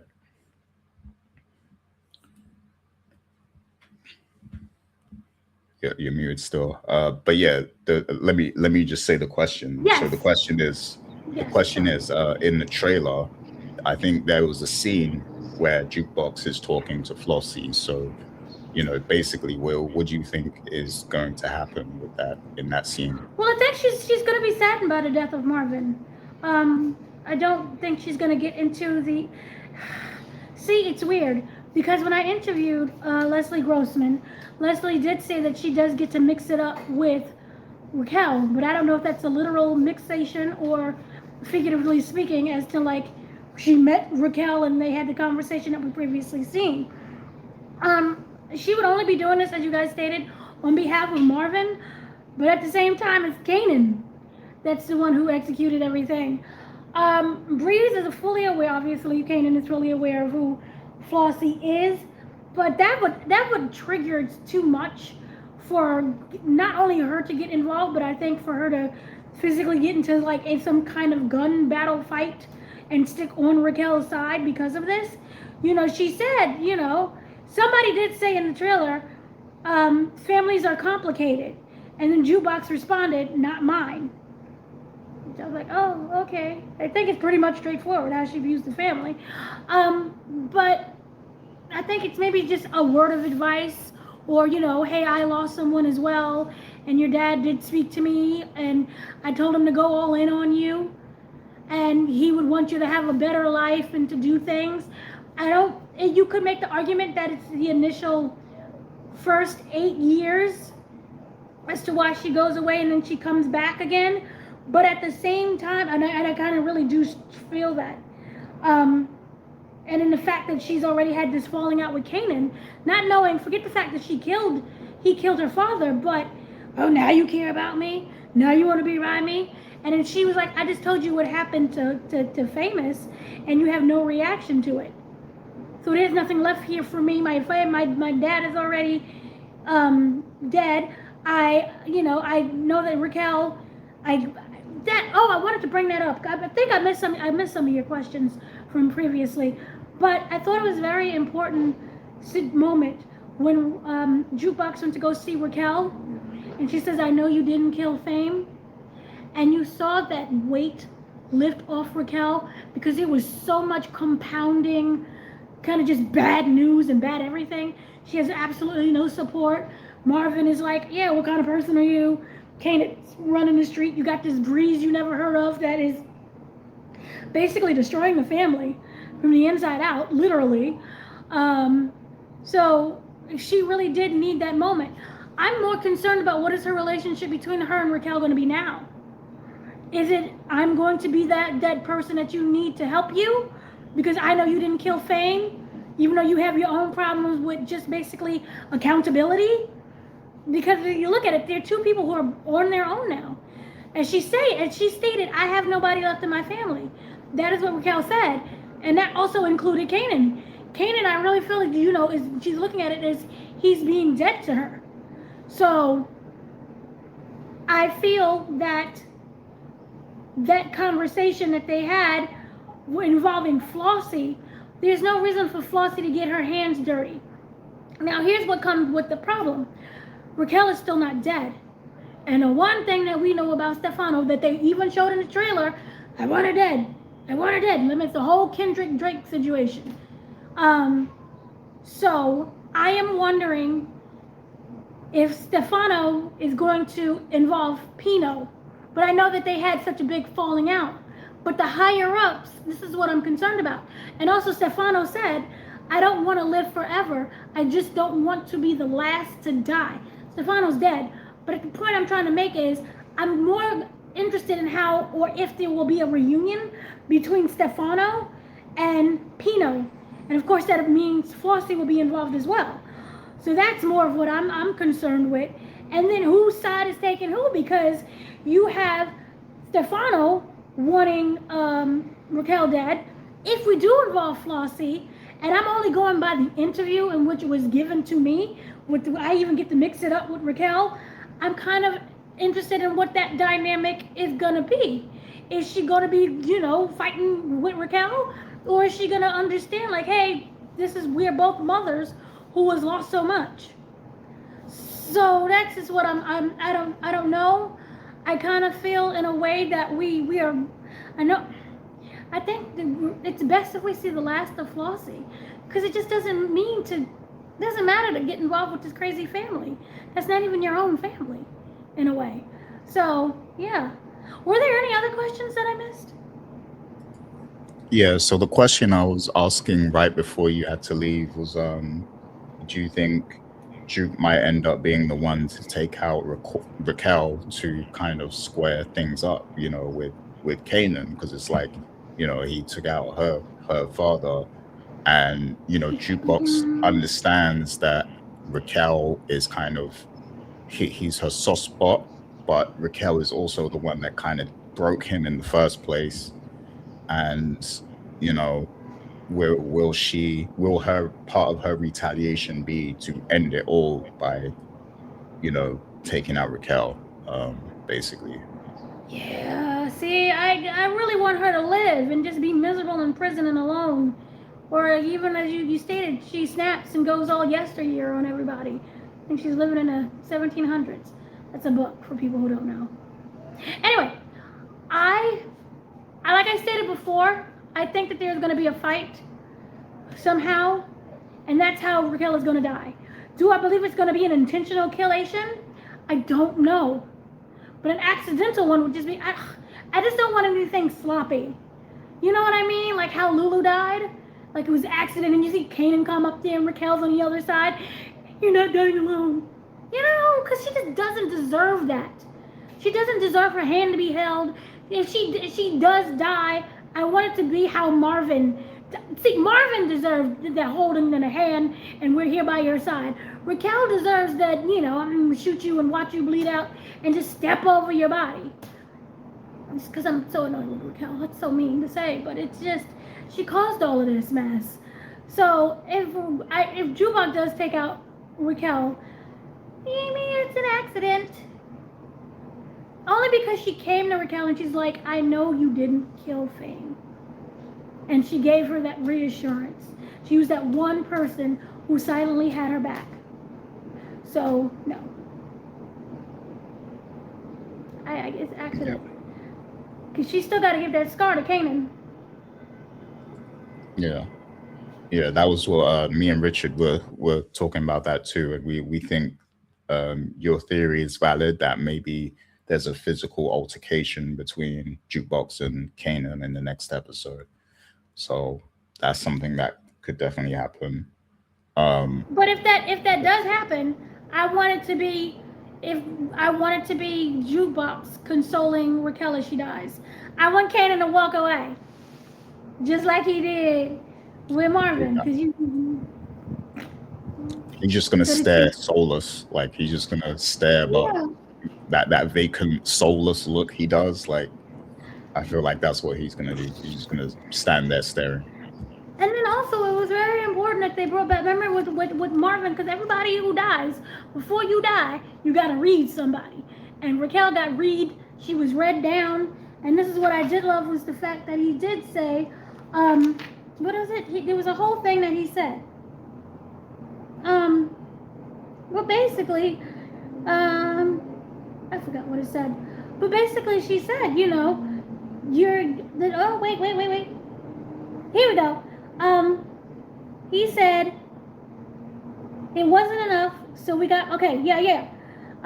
She said, we aged out of the game, or because we lost our way, the streets ain't ours no more, and we ain't ever gonna get them back. When we started out, they knew you were certified. It felt good. Remember the highs and the lows. And remember, going back with the monologues that Kanan would do in the previous episodes, he was like, when things are really good, they're really good. You're really not waiting for it to go bad, but then it goes bad because you're not paying attention. So it says, the more, okay. Then he said, we started, it felt good. It wasn't enough, so we got more and more. But the more we got, the more we seen it was never going to be enough. The harder we chased, the more it got away from us. Started to fill, we thought it would fill the holes in our hearts. The hole in your heart is Kanan. No one matters to you. Truth is, me and Lou really didn't matter. Nothing, neither of us mattered to you. And since somehow you got into your head that you was doing all of this for Kanan, that's gonna get your son to love you, or at least see him how you want him to see you. But it won't, because Kanan is just like the game. The more you push, the further away it's gonna go. That's why I feel that for Marvin's words have to have truth in them, and he's not gonna be there when she dies. He has to walk away. And we see that point of view, kind of the puddle of the blood and the face lying in there of him walking out the door. And that's it. Because she does not deserve to have that handheld. She does not deserve to, I see you, Mom. I see you. I'm here for you. Don't worry. None of that. Because and the fact that he said she was trying to fill a hole in the heart, that the hole had was Kanan. Everything that she did, in a way, was for Kanan, but it was a twisted version to make herself look good, to feel good. So I don't want that ending to be, yay, I'm great. She has to suffer. So the original question was, does Jukebox do something to Raquel? I'm going to change my answer again. I want it to be Kanan.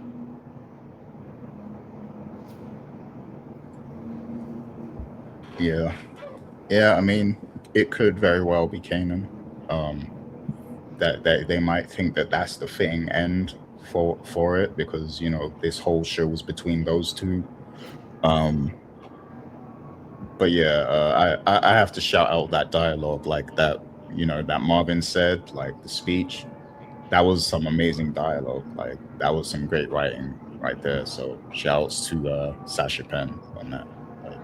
And yeah, Marvin, even in his last moments, he was predicting the future. So I agree with you. A lot of what he said has to kind of come true now, to honor the character, I think.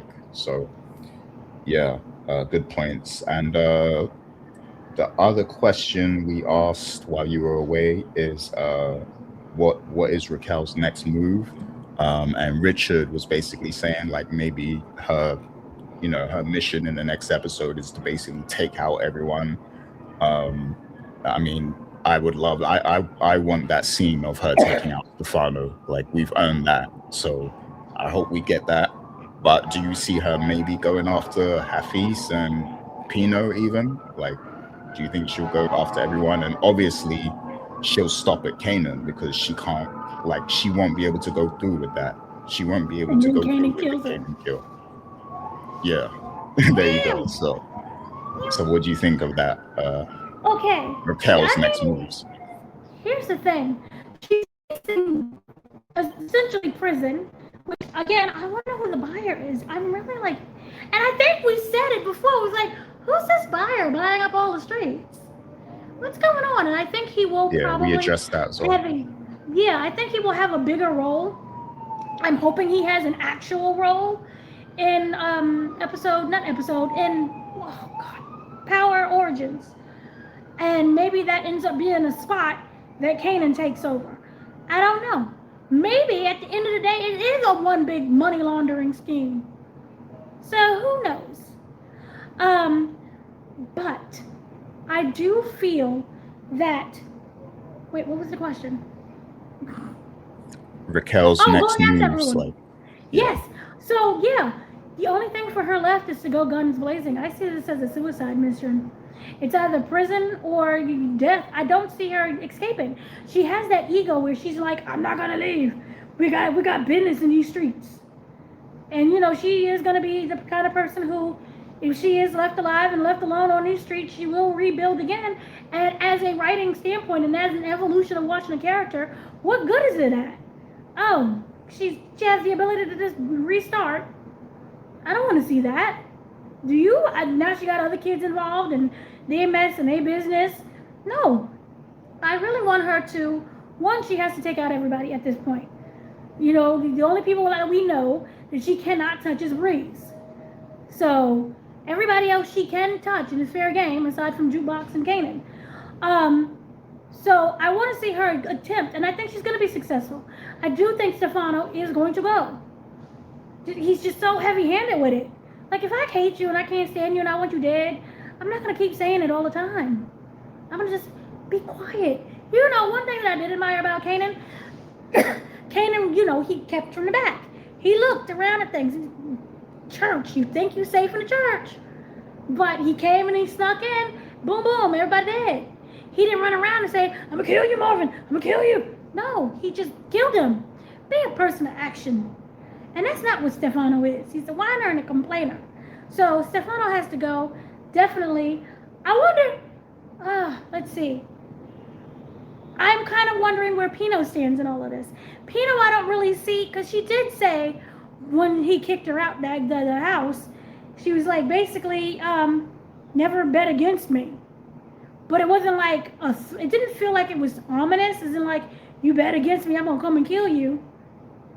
So I don't see Pino going, because then that would just trigger so much with the whole mafia and the higher ups that it gets tacky and sloppy. And I really don't see, I don't want to see her go after Flossie. That's the big thing there. It just, so who would only be the person that she would go after? I guess she would have to go after Pino and Flossie. Because if you look at everybody else, was she going to go after Tremont? That doesn't make any sense. So she would have to go after people, but alliances are formed, and now it's open season on the streets. It's basically turned into a western, if you look at it. So I think everyone at every side is going to be coming for her. We're getting Omar in this situation. Watch it be a 2-year-old kid rolling up in the store and shoots her in the head. But no, I do think that she is going to try to take out everybody because it is open season on her. And does she even still have a driver? I think she still has a driver. But other than that, she got some guards.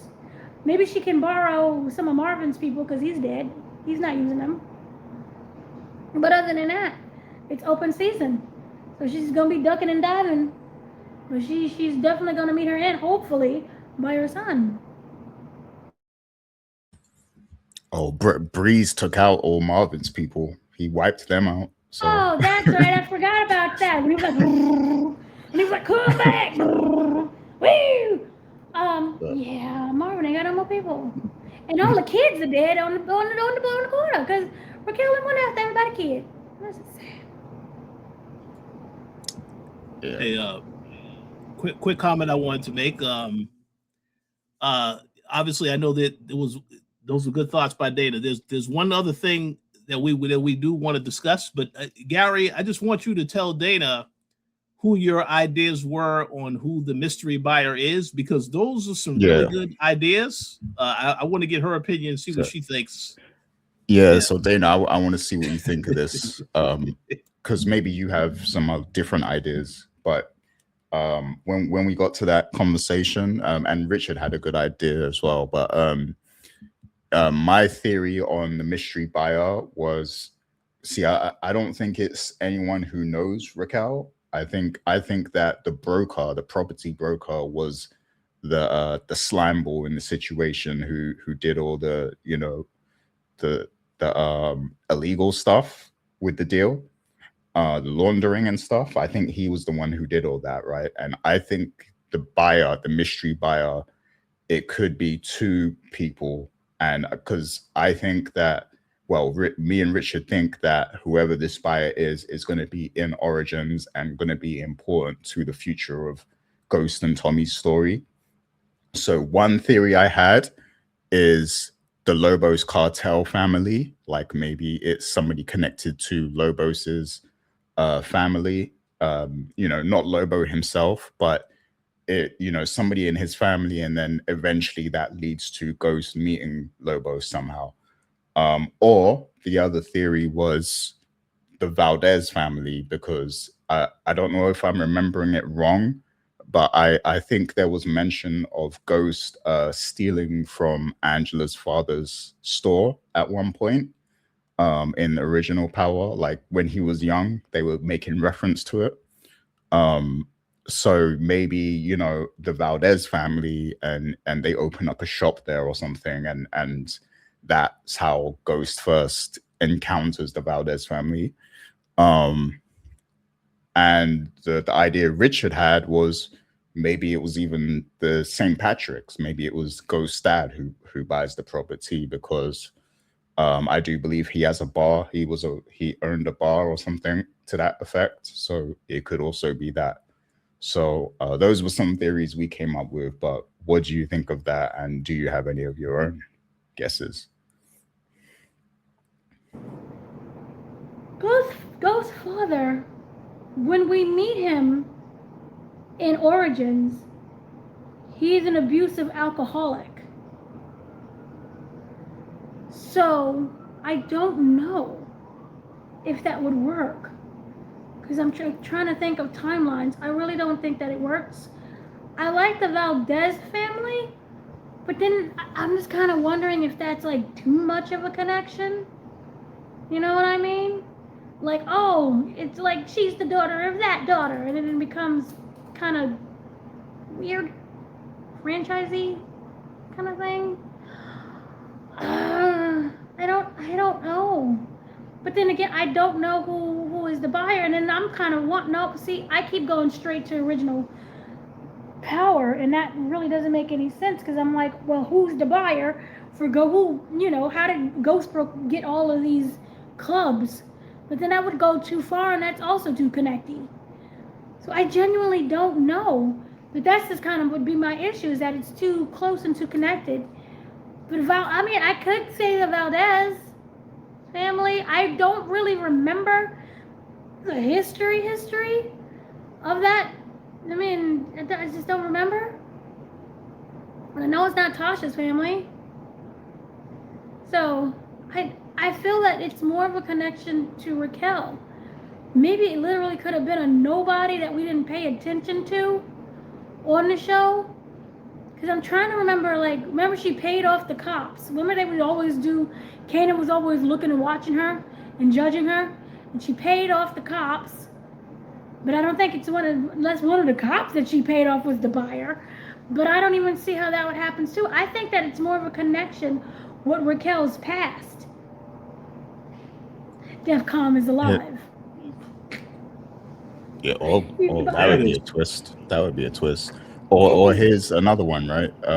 I can't remember her name now, but what was his name? What was the Colombian connect called again? That Breeze killed? Oh no, I Joaquin? only know him as the Afghan. Joaquin? Yeah, Joaquin. Remember? Yeah, he got taken out already. Yeah, but didn't because remember Raquel killed his sister, right? Sister, yep. Maybe they have some other family. Maybe they have some other family somewhere. So could it be connected to that? If it's connected to Raquel, that is. Well, one quick thing. Yara, you mentioned earlier about that Tommy had graffiti on the property. Something about there was Tommy's graffiti on the property, his name or something. Yeah. Yeah. Okay. Why not Tony Teresi? Because obviously that's another person to consider, the father of Tommy. And you know, he does not have a good relationship with his father, for he didn't really know until we saw in the OG Power. So that's something else, because I believe Dana was mentioning baby Tommy is in the finale, right? The actor revealed that, somebody revealed that their kid was made an appearance. Somebody did reveal.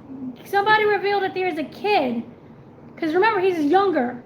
Yeah. Than Kanan. Tommy and Ghost are the same age, but Kanan is older by like maybe 5 or something. No, a while, because he's like a kid. They did reveal at the end. This is why you gotta pay attention to these NDAs.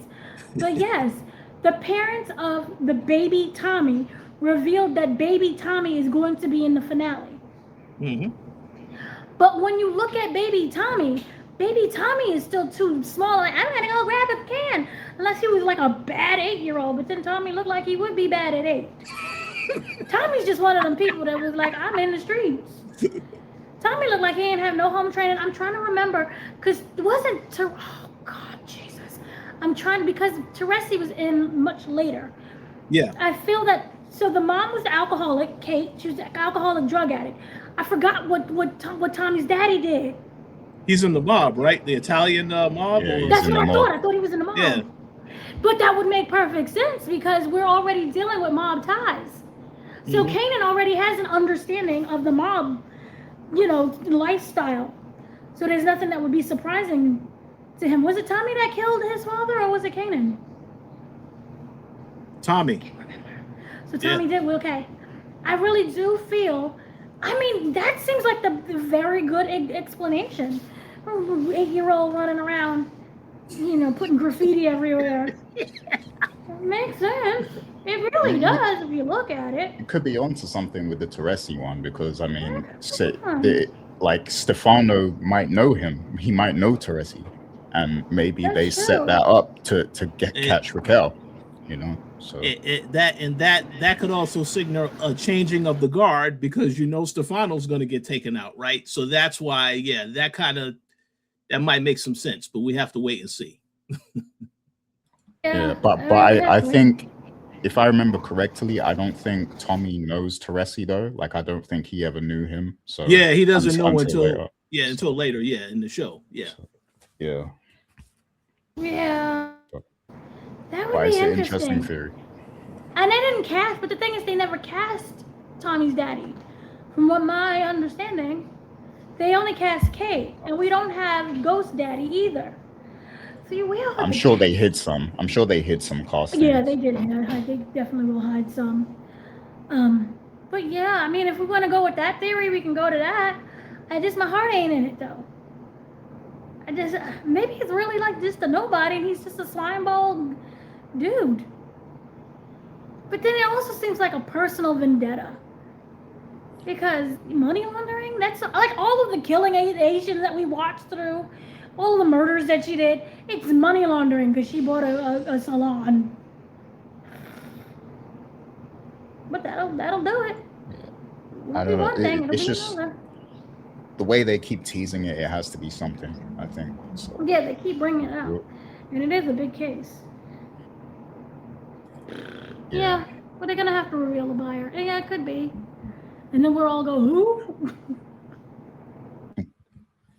Yeah, so we're running a bit long here, but we do have another discussion to get to. But before that, Dana, was there any final thoughts, any other things you wanted to say about episode 7 before we move on to the next this discussion? was another fantastic episode. I knew something was brewing because I did not get screeners until 30 minutes before the show, and I said, "Oh, everybody dying.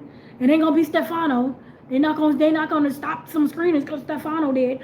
Respectfully to Tony Danza, but yeah, it was just a very good, well put together moment that we all knew what was gonna happen, but the way how they did it was like, oh, I hate you. So I thoroughly enjoyed it, which is sad to say because I'm sad at the same time that's just really good television. It went full Grey's Anatomy, just kill Uncle Lulu. But yeah, no, overall, I enjoyed it, and everyone had really good speeches, and they had really good ominous speeches that we can now pinpoint and go back and say, this is what's going to happen, and we just don't know how it's going to happen. And I'm just waiting for the next episode for Raquel's downfall, because my gosh, if she's free and she gets to walk the streets, I'm going to be angry. I'm going to just be too angry. So I want justice for Marvin, justice for Lulu, and I would say justice for Kanan for who he once was, but I don't beat your kids, people.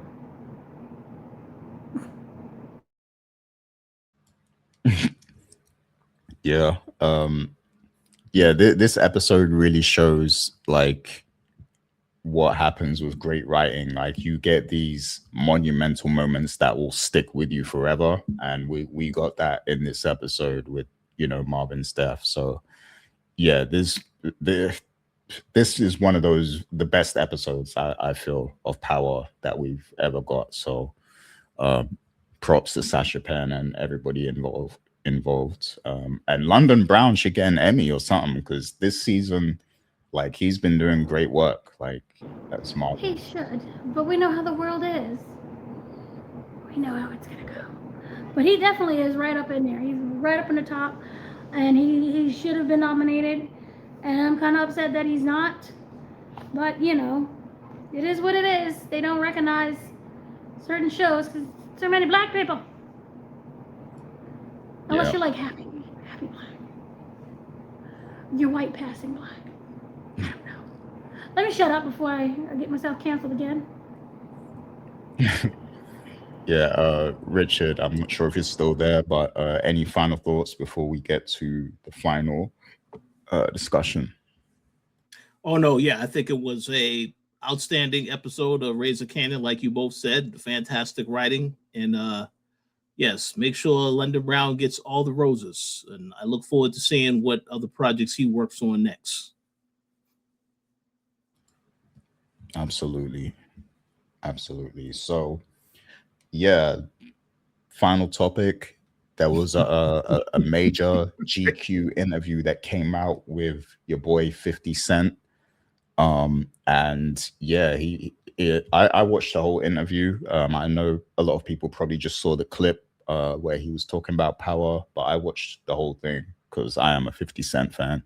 And he basically goes through his whole kind of history, acting and stuff, and all the different projects he's worked on the screen and everything.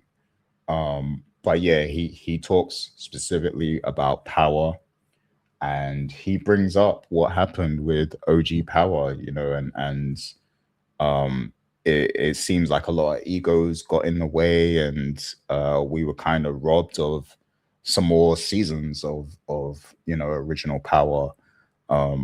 Because basically what happened was, well, how 50 Cent describes it is, he says Courtney, she had a problem with any one person being bigger than the project, or because it was her baby, she saw it as kind of her baby, and she created it and stuff.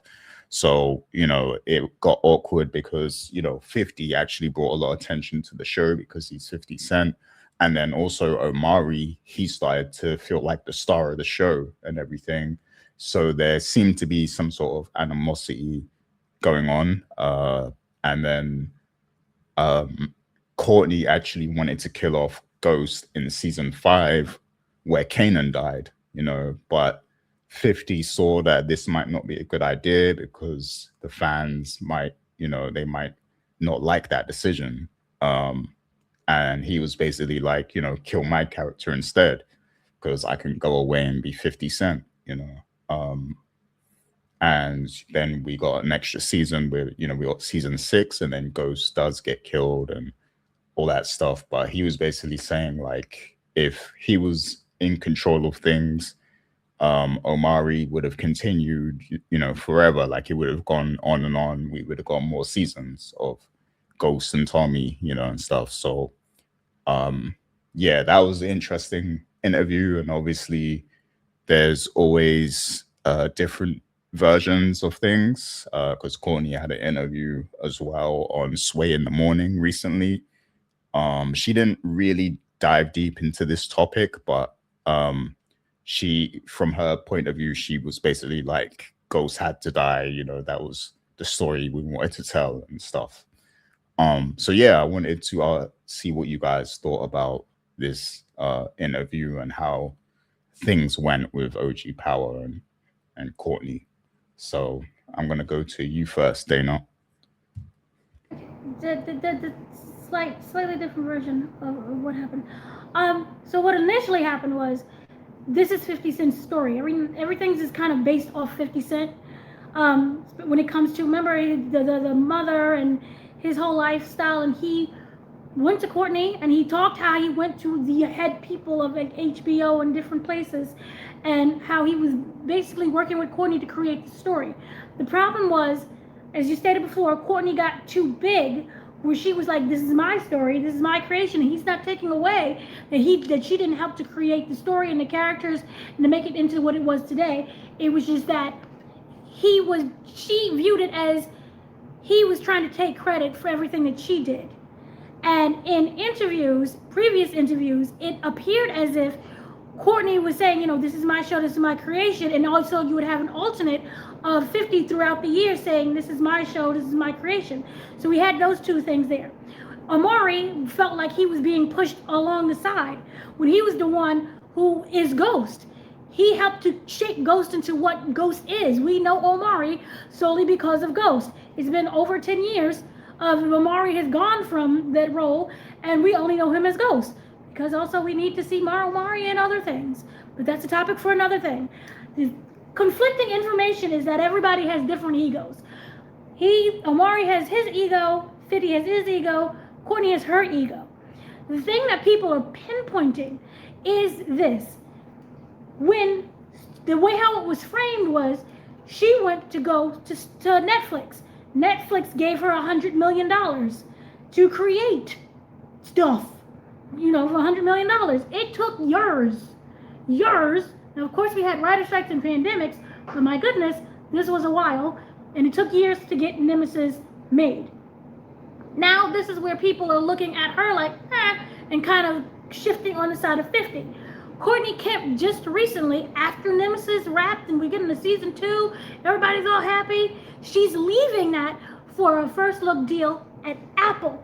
People need to know the difference between a first look deal and, I'm signed by Apple. First look means anything that I write, Apple can first get the look at it. If they say, no, we don't like that, I then can take that over to, Warner Brothers, Netflix, the PBS, and see if they want to option it, buy it. So that's all what it means. Now, why people are looking sideways is you created Nemesis, but all of a sudden you leave it, and after you announce the season 2, what's really going on there? So they feel that Courtney, this is the opinions out there, is she probably has some issues that is causing conflict within these different studios. I'm not there. I've never been there. I don't know anything. But that's what kind of provoked and is triggering a lot of people, is that they're seeing, well, why did you leave Netflix? Netflix gave you $100 million, but you only created one project. Courtney also broke down the personal things that she was going through as well. Now, also when it came to this interview, 50 Cent did say that there was a conflict on, he wanted there to be more seasons. It could have continued. Ghost could have, you could kill Ghost, but not now. You can kill him much later. Fans started noticing that the writing changed around season 5, where it felt like Ghost was just doing things that were completely out of place, out of proportion, that didn't make sense to old Ghost. And that you cannot explain, well, it's an evolution of the character. This seems like it is wild, chaotic writing. That's what people are saying. Things just didn't make sense at all. And we can all attest, season 6 was a bit weird. It was very weird. And so, while, 50 Cent and everybody else was looking at this, 50, she wanted to kill off Ghost, as you stated. He said, no, let this continue, because he is seeing not just the monetary value in it, but the viewership. This goes back to the Jimmy Kimmel situation. 50 Cent was one of the main guests on Jimmy Kimmel Live, where we're talking about the beginning, the birthing of Power, when the show was about to come out, they said, oh, it's going to be on Stars. Everybody and their mama said, what is the Stars? We don't know what that is. Because it was so new, they didn't know what it was. The Power, original Power, is the reason why we know Stars today. Is the reason why there wouldn't be that Outlander show if it wasn't for Power, because they won't have the power to buy the Outlander show.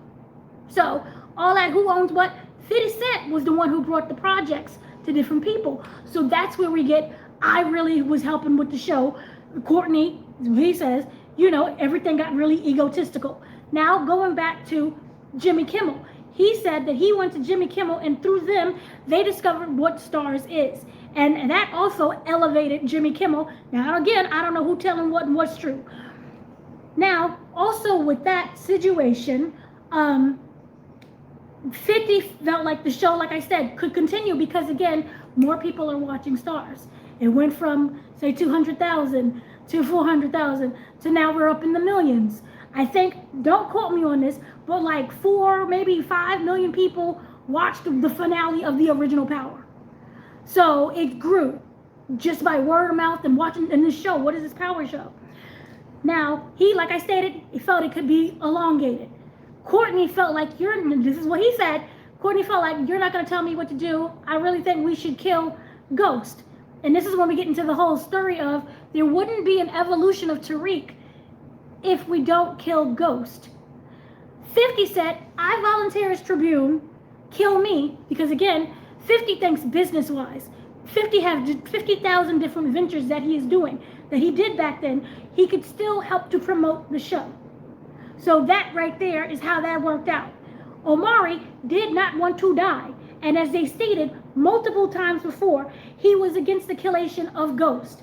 But hey, when you sign a contract, you got to do what you got to do, and he's just an actor. It sucks. Even though he helped to create the show that created the network, you don't have any say. So that's what happened, and that is why 50 stated there was a falling out between Courtney, Omari, and whatchamaface. Here's what I say that I don't slightly understand. Okay, why doesn't 50 work with Omari again? Now, unless I'm doing completely wrong, 50 creates shows. Why haven't you created another show starring Omari that has nothing to do with the Power Universe? It's been years, between that finale and now. I don't see one show headlined by Omari Hardwick. Well, then we get into that goes into a fallout between those two that we ain't got the time to go into. Google. It is very well documented that there is a fallout between those two characters, those two people. So that is essentially what everybody was saying, and now I done forgot what the initial question is because I have ADHD and I focus too hard on answering this question.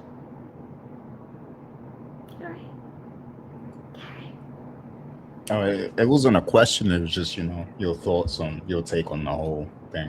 I think everybody's lying and everybody's telling the truth, and we just don't know which is which. But guess what? It makes for good numbers. It makes for good conversationships.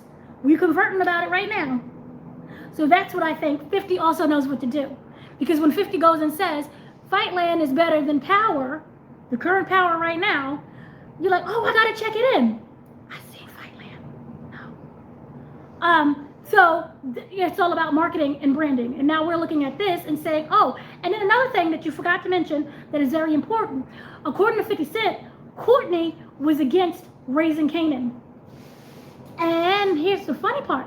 Yes, in the interview, he stated that Courtney didn't understand the reason for Breeze and Kanan to exist because we already knew what happened to the end. And 50 said, yeah, we know the end, but we don't know how he got there. We don't know the trauma that caused Kanan to become Kanan.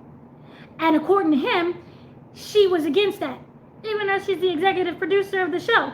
And if you was to go back to the Sway interview, all she did was praise the show, and she praised Makai Curtis. And she also talked about how she incorporated other rappers into the show to be actors, and how the people were able to see them in a different light. I don't know who's telling the truth and who's telling a lie, but there's some heavy accusations to say she was against Breeze and Kanan, so maybe it is true.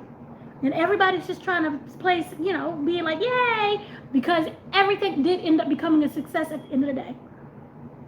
So those are my thoughts. Oh, yeah. Yeah, great insights. Richard, what's your take on the whole thing, on this interview? So let me start by saying, so to quote Dana, it said, we don't know who's telling the truth or what the lies are at. One thing we do know, without a doubt, Power is the show that puts stars on the map. They know this because of how they have treated the show up until this point. They know that this show is still going on, whether it's spinoffs or whatever. They know how important it is to the brand. Now, obviously, they've been trying to do other shows to get more eyes and attention to the network. I haven't watched any of those other shows, although I did hear that Dana, what did you said, the Lander show, Outlander, or whatever it is. I think, Dana, did you say that's an amazing? It's a very popular show. It's based on a bunch of fantasy books. From my understanding, I didn't really watch it because if you're not giving me interviews, I don't. My time. Oh no, I understand that. I got Game of Thrones to fulfill my fantasies. What are we doing? Oh no, I understand that. So, but see, so that's why I say, yeah, but Stars knows how important the Power show is. I think obviously the decision to not extend the show is as a fan, I'm disappointed that they couldn't work out a deal to make that initial show longer, because I would have loved to see what the storyline would have been like, where they would have taken Ghost, and the fact that he does have the son Tariq coming up into the game. They have their issues back and forth. I would have liked to have seen where they would have gone, but all the stuff that, because I recall, 50 Cent saying multiple times this story about the fact that she wanted to kill off ghosts and the fact that she wanted to have something big happen. I know when we all saw that, we saw that, and I laugh. I recall when the episode that Kanan did get taken out, because at the end of that episode, 50 Cent had his latest song playing at the end of the episode. I thought that was hilarious. So clearly, yeah, we know 50 definitely handled the music side of the show as well. But overall, yeah, it is unfortunate, because like Dana said, Omari Hardwick, he's a good actor, but the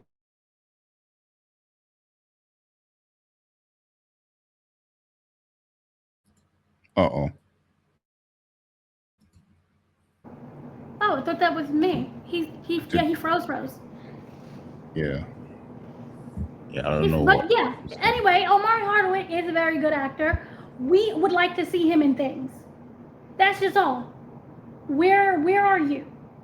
And this is why I kind of hope he does the narration when it comes to Power, whatchamaface, or Legacy Origins. Because where did you go? We don't know. We miss you so. So yeah. So I'm going to assume that was going to be what Richard is going to say. Yeah, that would 100% seal the deal for Origins for me if Omari was involved in the narration, just like how 50 is in Raising Canaan. I think Mm-hmm. that would be like, that would be the perfect um, catch hook for that show to have him involved in some way.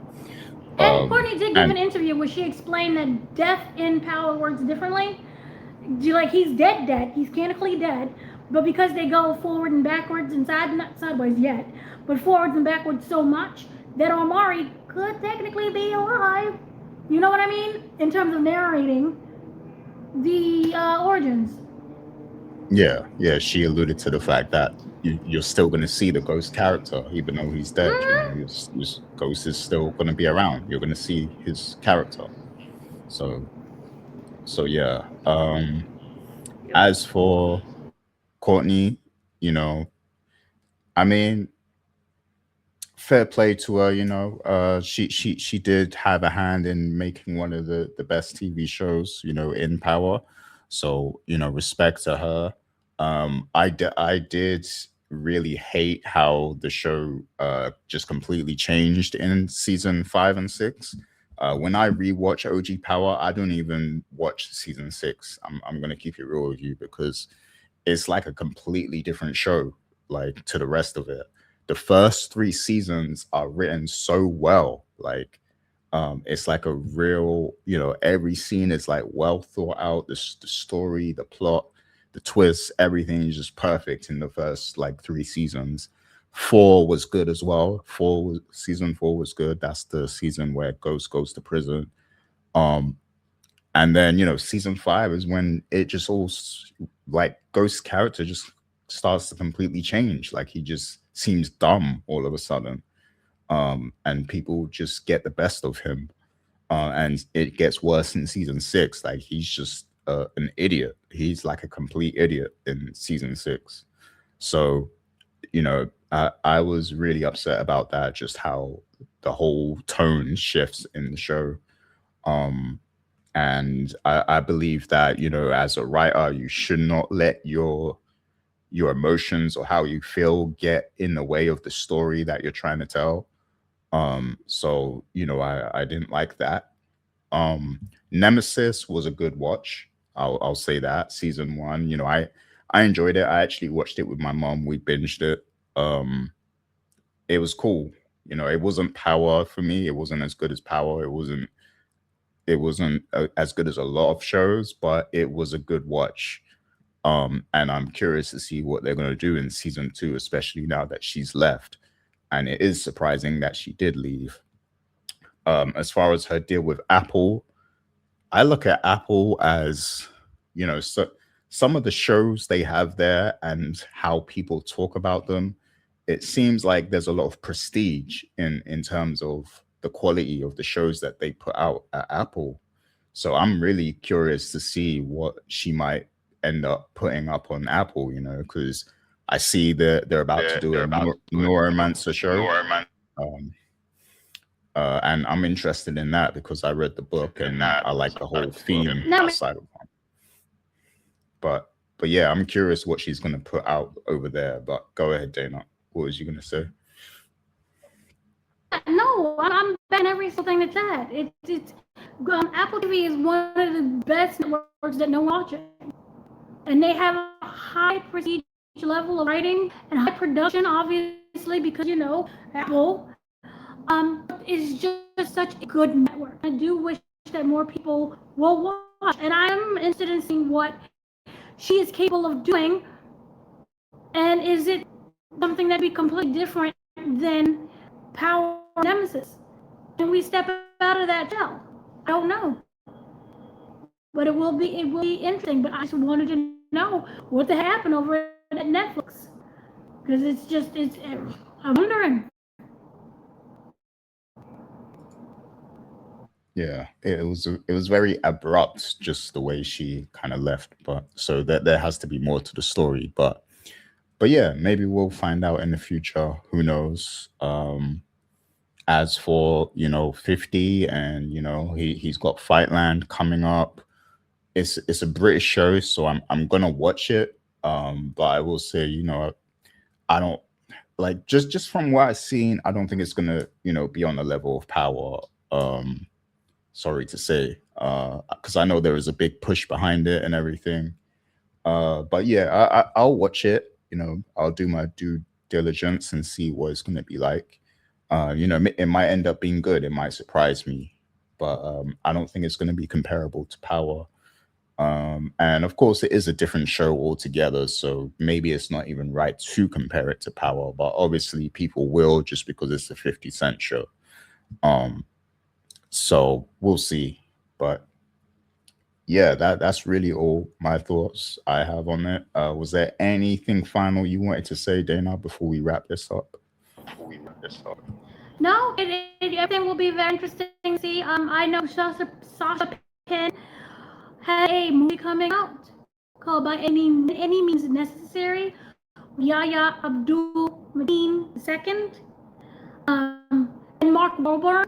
So we'll keep an eye on that as well. And that's very good. It's about the civil rights movement and police investigation and the FBI, and I'll get more detail with that later on. So yeah, I did think this was an exceptional episode, and look forward to what's gonna happen in next week. And the series in general as a whole, it had some ups and downs. Maybe moved a little slow, but it's definitely ended with a bang. And the bang is to Raquel's head. Oh yeah. Yeah, see, like you almost, with episode 7, you guys almost got a tear out of me. So next week, I don't know if you're gonna achieve that or not. So we'll have to see how this ends, because it's supposed to be fully wrapped up. But yeah, we'll see what happens, and of course, we'll be here to recap the final episode of Raising Kanan next week. So I hope everybody take care of yourselves until then. And we'll see you for the final Raising Kanan recap next week. Take care.